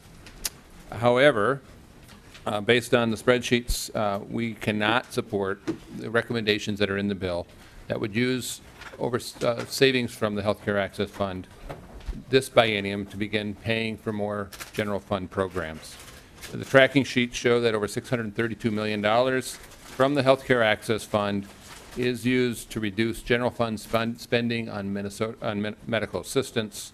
Medical assistance historically has always been a general fund obligation.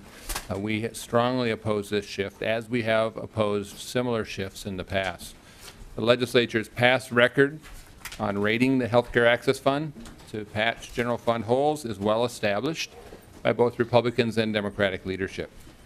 But what is particularly frustrating this time around is that that this proposed transfer is being made at a time when we currently have a general fund surplus.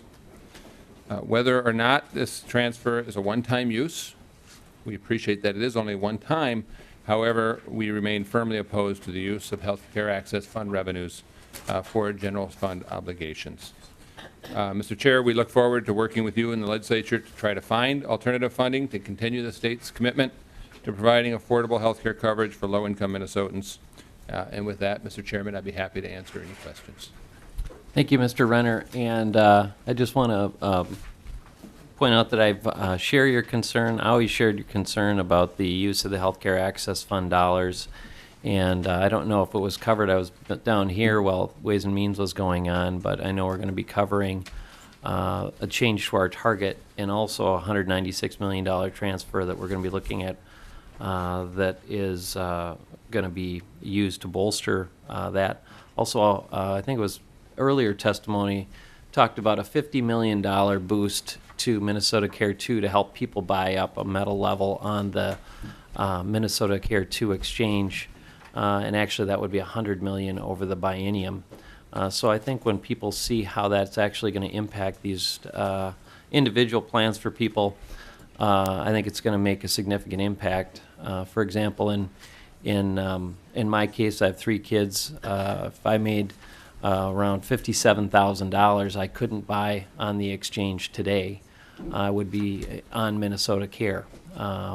However, with that tax benefits and also the cost sharing at the point of subsidy, I would be able to purchase a plan on the exchange. And I think a lot of people would like what they would be able to choose for themselves better, particularly people like the guy to my right. He's healthy as a horse and young, invincible, and aside from a softball injury, probably won't be seeing any of your colleagues hopefully anytime soon. Might want to choose for himself if he qualified for this very different program moving forward. So I think it's going to be an interesting debate, and I think people are going to be surprised by what they see when we're actually talking about the reality of that. Mr. Chair and members, I appreciate that, and as we've said in other conversations, we are still trying to determine what exactly those numbers look like.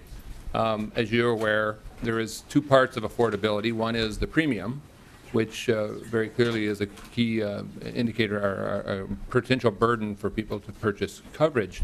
But there's then also out-of-pocket costs. And as we've mentioned to you before, as we're looking at this proposal, we are trying to look at to ensure that out-of-pocket costs also are in an affordable range, especially for the lowest incomes. Appreciate that, Mr. Renner. Appreciate the work that you helped us with so far, and also that you will in the month ahead. Representative Loeffler. Well, thank you, Mr. Chair, and Mr. Renner. I appreciate your comments and respect the important work that you and your members do and how they have contributed to our healthcare reform efforts through the years. And you mentioned your concern about out-of-pocket costs, and can you tell us, given the experience now with MNsure and the fact that we're having increasing use of high deductible plans, both within MNsure as well as within the employer market, are your members and their clinics experiencing more difficulties in collecting debt? Mr. Renner. Mr. Chair and Representative Loeffler, very clearly, we have made progress in our uninsured rates, and we have been very supportive of that. We've seen, so we are among the lowest uninsured in the country, and the lowest rates we've seen for many years here, and that's a positive. But we are hearing from physicians and from clinics that their collectibles rates have gone up, and not just because of MNsure, but because, as you say, in the employer market, there's also been increased use of higher deductibles. We are not opposed to the concept of higher deductibles, and for certain individuals that makes sense if they want to do choose that option. We do have real concerns, however, at lower incomes if deductibles are at such a level where people avoid getting care in the first place. The number we have been looking at, I think, comes from the Commonwealth Foundation that talks about underinsurance, and they use the number if your out-of-pocket costs are greater than 5% of your income, you are considered to be underinsured. So that's the goal we've been trying to get to. Again, having conversations with Representative Dean, we've not seen those exact numbers, but if we can achieve that, and ensure that this program, this new program is affordable, it's a concept we're at least willing to look at. I do want to just stress, however, we've got real concerns with other parts of this bill where we are taking some of those savings and now using that to offset general fund obligations. Thank you, Mr. Chair. I hadn't heard that Commonwealth kind of measure, and I think as we get the details, it'll be useful to use that. All right, thank you, Mr. Renner. Next, we have Stefano Laverso. Welcome to the committee. Please introduce yourself for the record and proceed with your testimony. Thank you, Mr. Chair. Mr. Chair, committee members, my name is Stefano Laverso. I work for Vail Place, a provider of clubhouse services. I'm here to thank the committee for including language to pursue medical assistance coverage for Clubhouse, a certified, evidence-based therapeutic model that serves as a one-stop shop for community-based mental health services by integrating peer support with a full array of programs in employment, education, housing, and wellness. Clubhouse was life-saving for Julie Tate, as you heard when she testified, and MA funding could help many more gain access to the services and supports that allow Julie to live as she does now, a self-sufficient, productive citizen. As others have said, we appreciate what you've done for mental health in the bill. We look forward to working together to do more. Thank you. Thank you, sir. We appreciate your testimony today. Next, we have Ron Elwood from Legal Aid. Welcome to the committee. Thank you, Mr. Chair. Members, Ron Elwood with Legal Aid. We appreciate the raise in the MA income standard for persons with disabilities, but we're very concerned about the Minnesota Care repeal and how the state premium tax replacement would be implemented. And finally, we have serious concerns about the public program verification proposal. Of course, we do not condone the misuse or abuse of public programs, but this proposal seems to go beyond an audit to create a private eligibility system. Thank you. Thank you for your testimony. Next up, we have Ethan Vogel from AFSCME Council 5 and Carrie Oldfield from Minnesota Care Enrollee, and then welcome to the committee.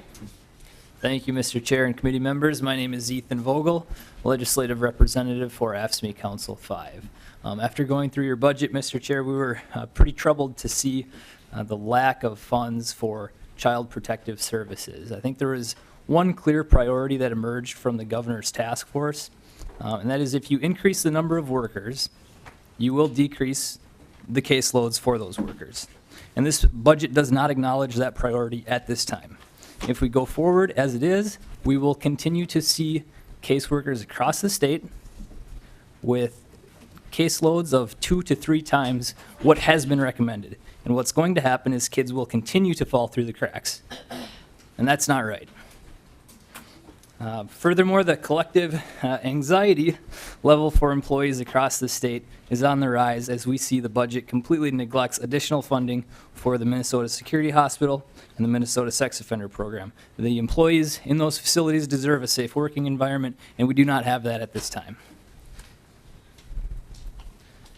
And there are 6,000 families across the state waiting for child care assistance. We have a $2 billion surplus, and we are hoping to capture some funds from the child care assistance basic sliding fee. We think that's wrong. We think we should be investing more money, making sure our working families have the ability to put their kids in child care so they can go to their jobs. Additionally, we oppose the elimination of Minnesota Care, the lack of funding to keep the Fergus Falls facility and other care facilities open, and the lack of funding to sustain Parent Aware and simplify the child care assistance program requirements. Thank you, Mr. Chair. Thank you for your testimony. Let's see. Here you go. Ms. Oldfield, welcome to the committee. Please introduce yourself for the record and proceed with your testimony. Mr. Chair and committee members, thank you for your time today. My name is Carrie Oldfield, and I'm a St. Paul resident. And when I found out that there was a proposal on the table to repeal Minnesota Care, I knew I had to come and talk about my experience and how much this program helped me in starting my career. When I graduated from law school last May, my 26th birthday quickly followed. As a result, I lost my insurance coverage under my parents' plan and didn't yet have a job. The thought of not having insurance is extremely stressful. On top of studying and paying for the bar and student loans that were quickly coming due, I knew I needed insurance. Going without insurance is something I knew wasn't an option. I've heard and seen firsthand the financial devastation from something as relatively normal as breaking your arm. I researched and realized that paying for insurance each month with little to no income would have been impossible. I also looked on the MNsure website and realized that monthly payments weren't feasible, and I couldn't have possibly paid a $2,000 or higher cap on out-of-pocket expenses if something had happened. Finding out Minnesota Care was available to me took much stress out of an already stressful time in my life. I had insurance, and it gave me the safety net I needed to start my career. I was on Minnesota Care for a few months until I found a job. At that point, I was able to get on my employer's insurance plan and get off of Minnesota Care. Many of my friends from law school followed in the same path that I did. This program helped me get on my feet and start my career. I hope I don't look back in 10 years and this safety net for everyone from the most vulnerable Minnesotans to people like me who are newly minted attorneys is gone. Please protect this program. Thank you for your time and consideration. Thank you. I just had a question. You had quite a bit of college students that seem to fit into the Minnesota Care bandwidth. And I'm wondering if you applied, how did you apply last year? It would have been in the year 2014, would that have been? Yeah, I applied, Mr. Chair, committee members, I applied in May 2014, right after I graduated, and I applied on the MNsure website, and it was a pretty quick and easy process. It took me a couple minutes to fill out the form, and then I got paperwork from Ramsey County that I filled out and sent in, and that's how I was put on a plan. And were you initially, did you qualify for Medicaid initially? Or Minnesota Care, or was that, did you have a part-time job, or how did that work? Mr. Chair, I was working a little bit part-time here and there, but the income was pretty unstable for me, and I was also studying for the bar, so I put a lot of time towards that. So I did qualify for it initially, but the reason that I saw the rates on the MNsure website is because when you go in and just kind of browse, I saw how expensive they were, and it was alarming to me until I went and was able to apply. Okay, thank you. All right. Next up, we have Taylor Asan, and then Mike Tikkinen. Welcome to the committee. Thank you, Mr. Chair and members of the committee. My name is Taylor Austin, and I'm here today representing the Minnesota Academy of Nutrition and Dietetics, otherwise known as MAND. We've been supporters of SHIP since its inclusion in the Minnesota health reform signed into law in 2008 by Governor Pawlenty. Please remember that saying no to SHIP funding is not just saying no to MDH. It's saying no to the 86 counties, including Washington County, that are doing SHIP work. It's saying no to the Division of Indian Work and the American Indian Magnet School, where students stay active after school, thanks to lacrosse, hoop, and pole games. It's also saying no to those same students' parents who are learning from an American Indian registered dietitian about how to make traditional recipes healthier. It is also saying no to the free Bikes for Kids, which has given 750 bikes to youth and families in public housing. It's also saying no to the Somali girls and women who are learning how to swim thanks to collaboration with the Minnesota Dewalt Institute, the St. Paul Parks and Recreation, and the police department. These are just a few examples of SHIP in action from Ramsey County. We ask you to take these success stories into consideration, and we ask that you continue to fund SHIP in these programs. Thank you, Mr. Chair and committee members. Thanks for your testimony. Next up, we have Mike Tikkinen, Kids at Risk Action. Welcome to the committee. Thank you, Mr. Chair and committee. I'm Mike Tikkinen, founder of Kids at Risk Action, a nonprofit advocacy group for children and child protection, and a longtime CASA Guardian ad litem volunteer. I'm here today to share a new perspective of the very real costs of any underfunding of child protection or mental health services in Minnesota. As noted by Rich Gehrman and Safe Passages for Children a little earlier, the only reason we know about the death of Eric Dean is the intrepid reporting of Brandon Stahl and the Star and Tribune and the good work they've done. Very few people, almost no one, really know the other mental health issues that are attended to children and child protection, and I'm going to relate a few of them now and put a cost to it. My first visit to a 4-year-old girl was at the suicide ward of Fairview Hospital I've written about a 7-year-old boy who hung himself and left a note about Prozac, how he hated being forced to take Prozac. And a few months ago, this little girl, 6-year-old Kendria Johnson, hung herself with a jump rope in a northern suburb and left a note. We don't know if she's on Prozac or Ritalin. There's not transparency in that area, and there should be. There are so many children in my child protection cases, over 50 children, that were dangerous to themselves and to others. The mental health issues attended to children that have been traumatized enough to get into child protection is truly frightening to someone like me. It's been a long time of watching children not get the services that they need. In monetary costs, I had a boy that cost $3 million by the time he aged out of foster care. They flew me to Bemidji because the beds were full for suicide here, and that didn't include the people he stabbed, the teacher he beat up, the terrible things he did to the 29 foster parents that tried to take care of him. I could go on. I've got 49 other stories, but this isn't the place to do that. Generational child abuse and attendant mental health issues are real. And until the generation issues are fixed, parenting skills don't come with a stork. We're going to have to help parents learn how to parent. And then when the cycle's broken, it'll save us all money. We'll have a happier place to live. It'll be easier to teach. The jails will empty. All the good things that can happen will happen.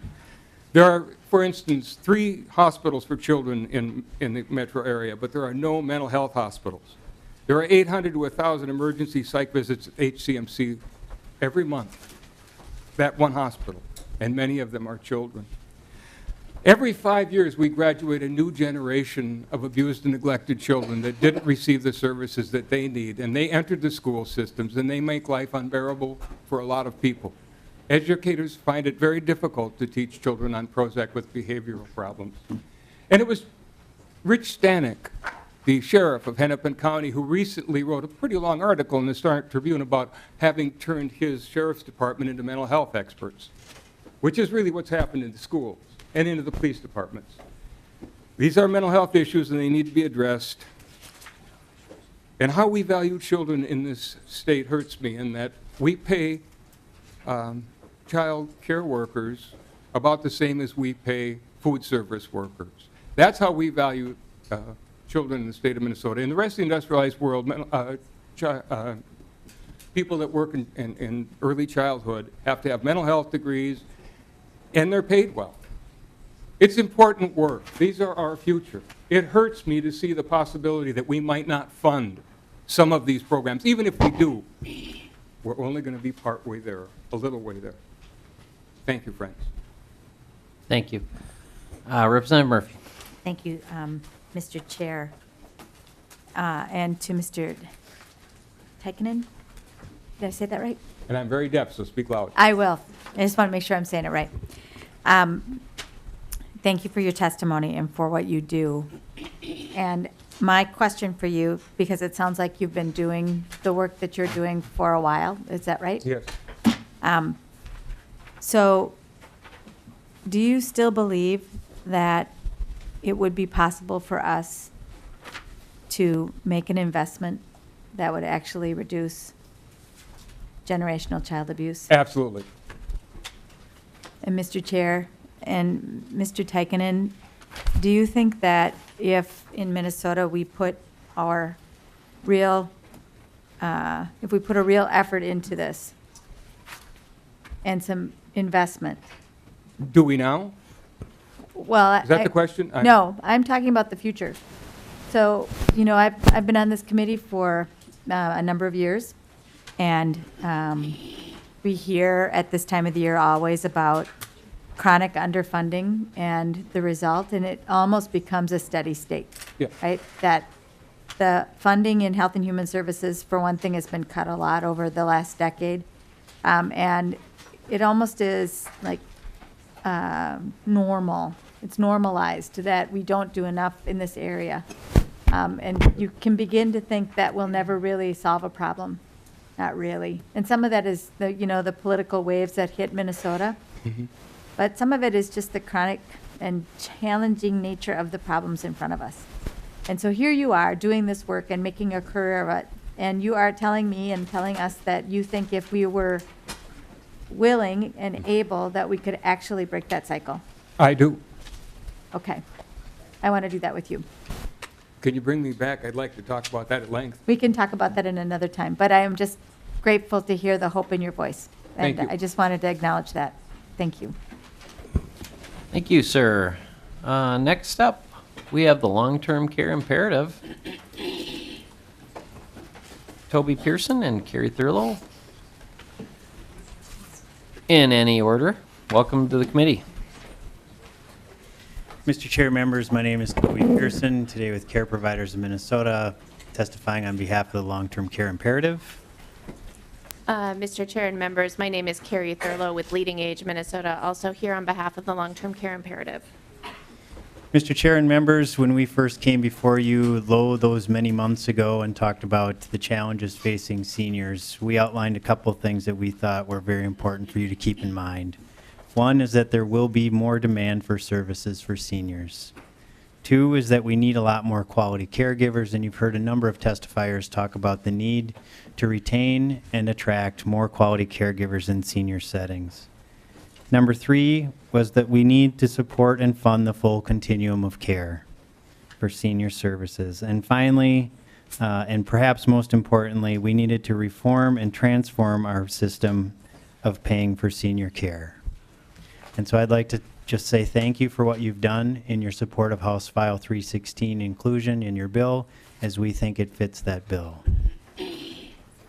Mr. Chair and members of the committee, I want to echo Mr. Pearson's gratitude for what is included in the bill, and again, for including the proposal outlined in House File 316 that represents senior care reimbursement reform, both for elderly waiver and for nursing homes, as well as the 5% increase in the second year of the biennium for waivers. We think that with those two proposals in the bill, that you've really helped to achieve a couple of goals, and they are as follows. First, I think that this will be a great step forward in helping seniors remain in a place that they call home for as long as possible. Being able to access care that they need in their communities is vitally important, and this bill takes a step in that direction. We think that it helps fund what we believe is needed for quality care. We've shared with you, and our members have shared with you, lots of concerns about impacting the care that this provides, and this investment will take us a step in that right direction. And then last, and probably most importantly, it invests in caregiving as a profession, as a long-term profession. You've heard about our caregiving crisis, our shortage today, as well as the projected crisis in the future, and our desire to create pathways for people to enter caregiving careers and have meaningful long-term careers with our members. And we think that, again, this bill is a step in the right direction. So again, thank you for including those proposals. Thank you to Representative Schomacher for showing leadership on this issue and diving into this issue and bringing this forward. And we look forward to working with you in the committee going forward in the weeks ahead. Thank you, Ms. Thurlow. Next up, we have Mary Jo George and Rick Cardenas. Welcome to the committee. Mr. Chair, members of the committee, Mary Jo George, thank you for hearing me today. I had thought I signed up on Friday, so I'm sorry I didn't have my name on the list. But on behalf of our AARP members, we want to begin by saying that in general, we believe that this budget makes some very critical, important investments for older Minnesotans, and we are very appreciative of many of those in the bill. However, we do have some concerns with the deep cuts to the budget, and so we're hopeful, as others have said, that as we continue through the process, we may find ways to find a more balanced approach that addresses both the long-term care needs and the health care needs of older Minnesotans. Let me begin first by outlining the provisions we support. We want to thank the committee for including the improvement to the community spousal impoverishment protections. This language will allow elderly spouse caregivers to retain more of their income to live in the community when their loved one needs nursing home care. And so this has been a top priority for us, and we really appreciate it. We also are very supportive of the increase to the medical assistance income standard from 75 to 80%. We think both of these eligibility provisions will go a long way in helping people to age in place and is a cost-effective strategy. Third, we want to express our thanks and support for the requirement that hospitals will provide seniors with notification that their stay in a hospital is under observation.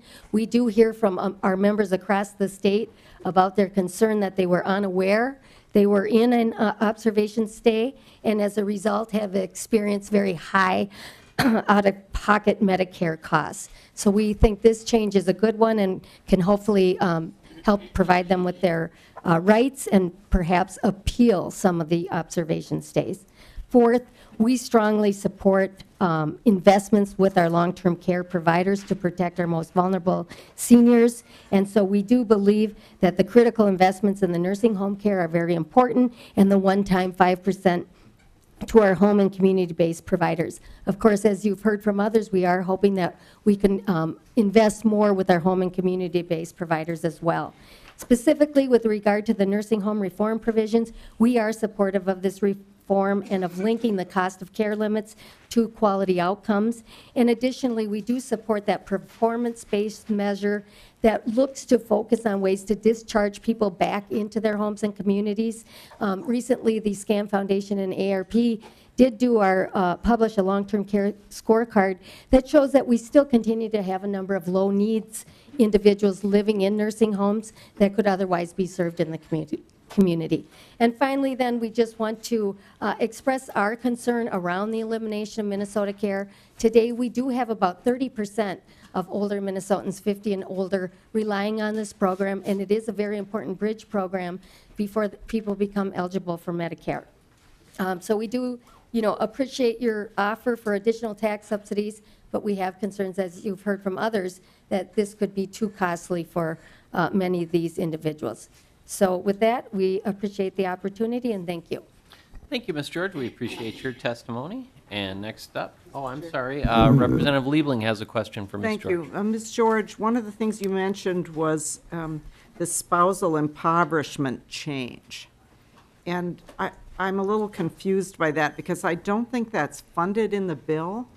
I know there's language in there, and I believe there's an amendment in our packet, and I'm not sure, but I suspect that language might be coming out. But at any rate, I don't think that it was funded on the spreadsheet. Am I incorrect? Mr. Chair, Representative Liebling, you are correct. Yes, I just specifically had supported the language, and I do think it would be important to fund it. I think, I've gone back and forth with the department as to what extent we really do need for the funding of that, because one of the things we were hopeful was that, any excess funds that would remain if the elderly couple died would be eligible for Medicaid estate recoveries.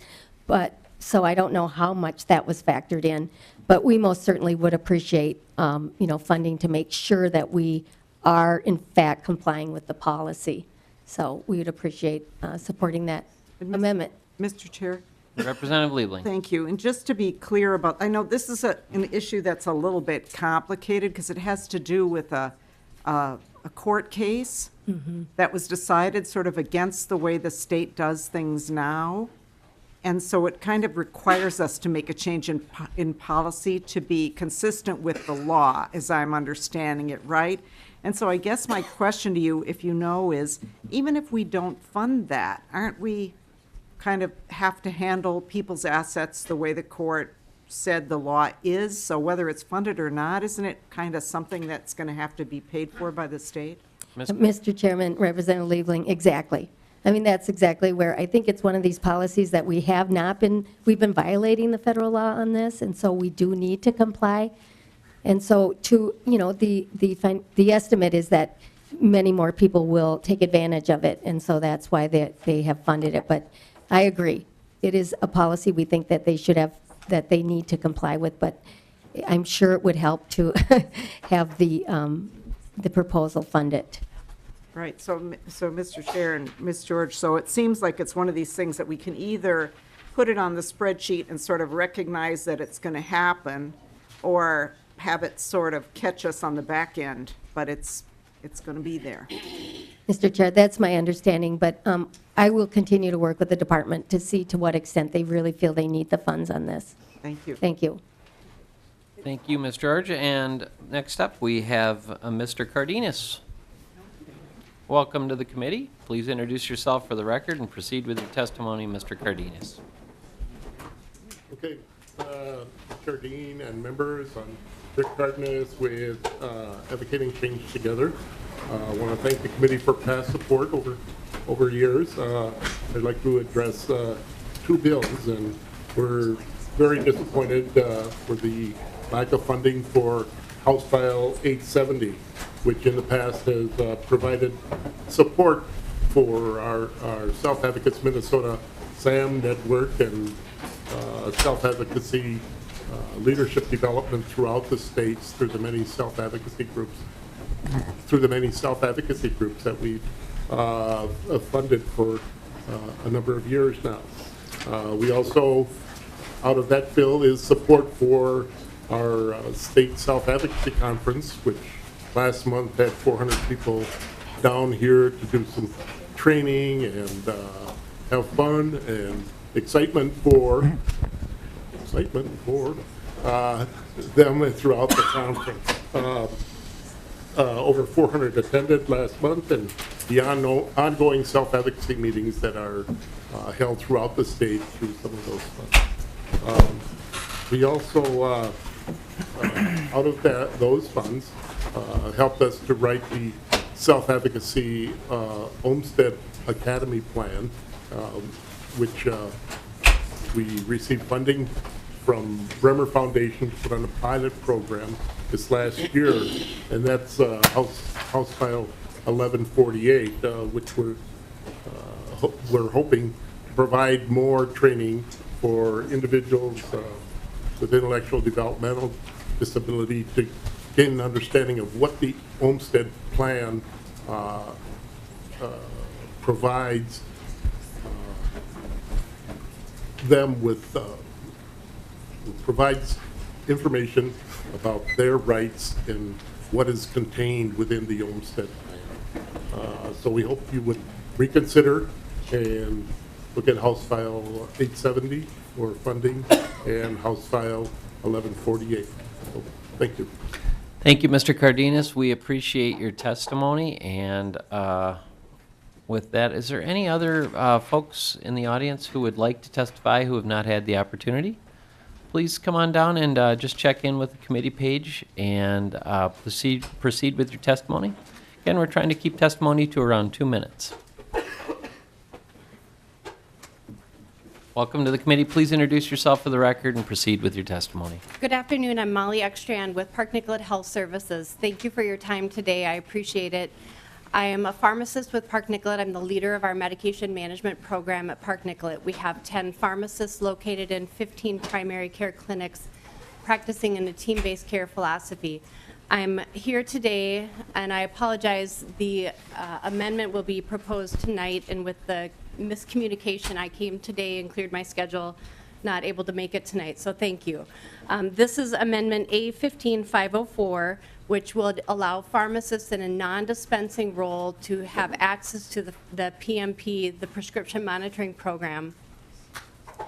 It will also allow a more robust analysis of the PMP program, which I believe, from my experience in direct patient care, that it is working to help reduce the risk that our patients and our public are involved in with respect to narcotic pain medications.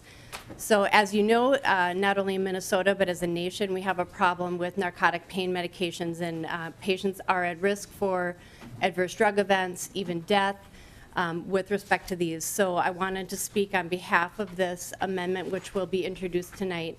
Pharmacists are in a unique capacity to not only access the data, but interpret the data, and they are the best healthcare resource on the healthcare team to interpret this, screen it against the electronic medical record to identify patients that are at risk for other adverse drug events with drug interactions or other high-risk medications.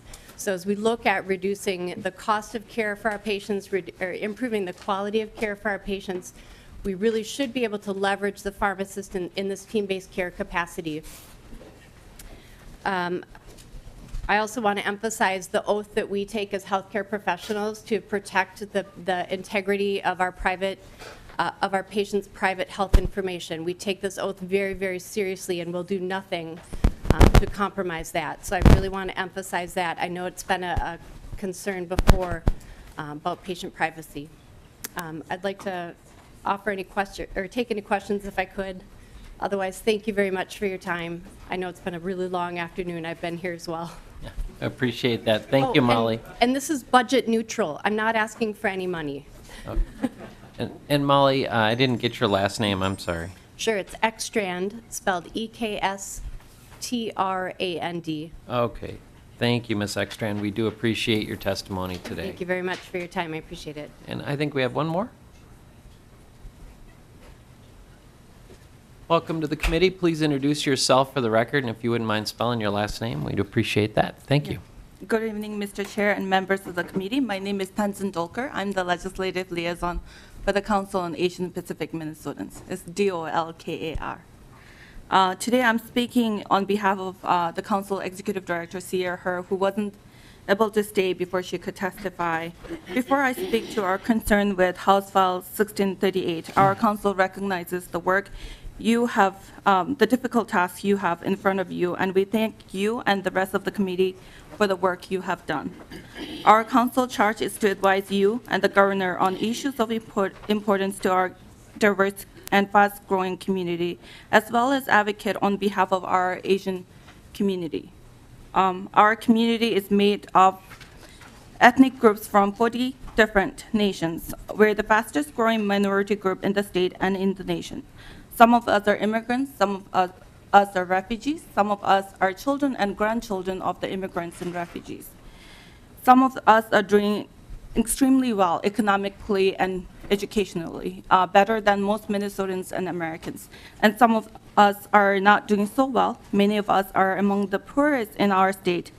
As it relates to House File 1638, our council urges you to revisit your proposal to repeal Minnesota Care. We believe that the repeal of Minnesota Care stands to negatively impact many in the Asian Pacific community, especially the members of our new refugee communities.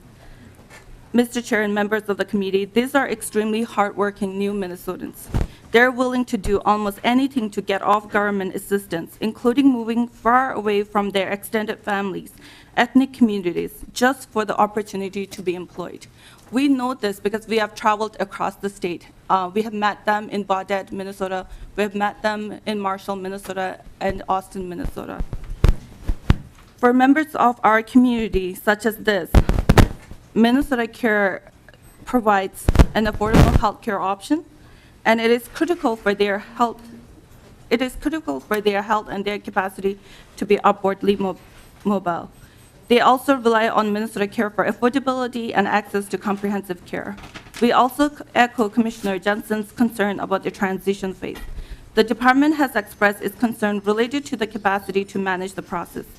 Given that we know the members of our community who are most likely to be on Minnesota Care, who experience significant linguistic barrier, we're specifically concerned about them struggling to navigate the healthcare system and falling through the crack as they transition to MNsure.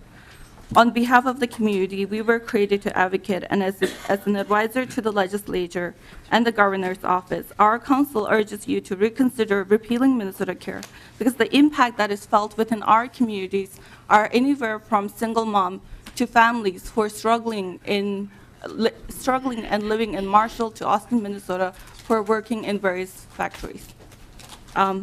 Thank you for the work you do today, and I thank you for the time this afternoon. Thank you. All right. Thank you for your testimony. And any other testifiers? All right. Seeing none, I really want to, just on behalf of the committee, just tell everyone how appreciative. Oh, I'm sorry. We have one more. Welcome to the committee. Please introduce yourself for the record and proceed with your testimony. Mr. Chairman and members of the committee, my name is Danelle Shu. Oh, I'm sorry. We had you earlier. I called your name on the list, and I'm sorry if you weren't in the room, so I apologize for that, Ms. Shu. Thank you. Thank you for giving me the opportunity to speak. I want to thank Representative Pearson for being the Chief Officer of House File 1341. I'm speaking on behalf of my son, Levi Shu, a 5-year-old who was born with severe brain damage and has deaf blindness, and his intervener, Anna Kors. I want to sincerely thank you for including the increased funds for deaf, hard of hearing, and hard of hearing services division. The funding for interveners and SSPs in particular is important to me so that families across Minnesota can receive the same critical assistance that Anna has given to Levi. I've spoken with several families across Minnesota about your support, and they too are very grateful. Children with deaf blindness like Emily, Lizzie, Wyatt, Tanya, AJ, Megan, and Danny, and so many others send their personal and heartfelt thanks to each and every one of you.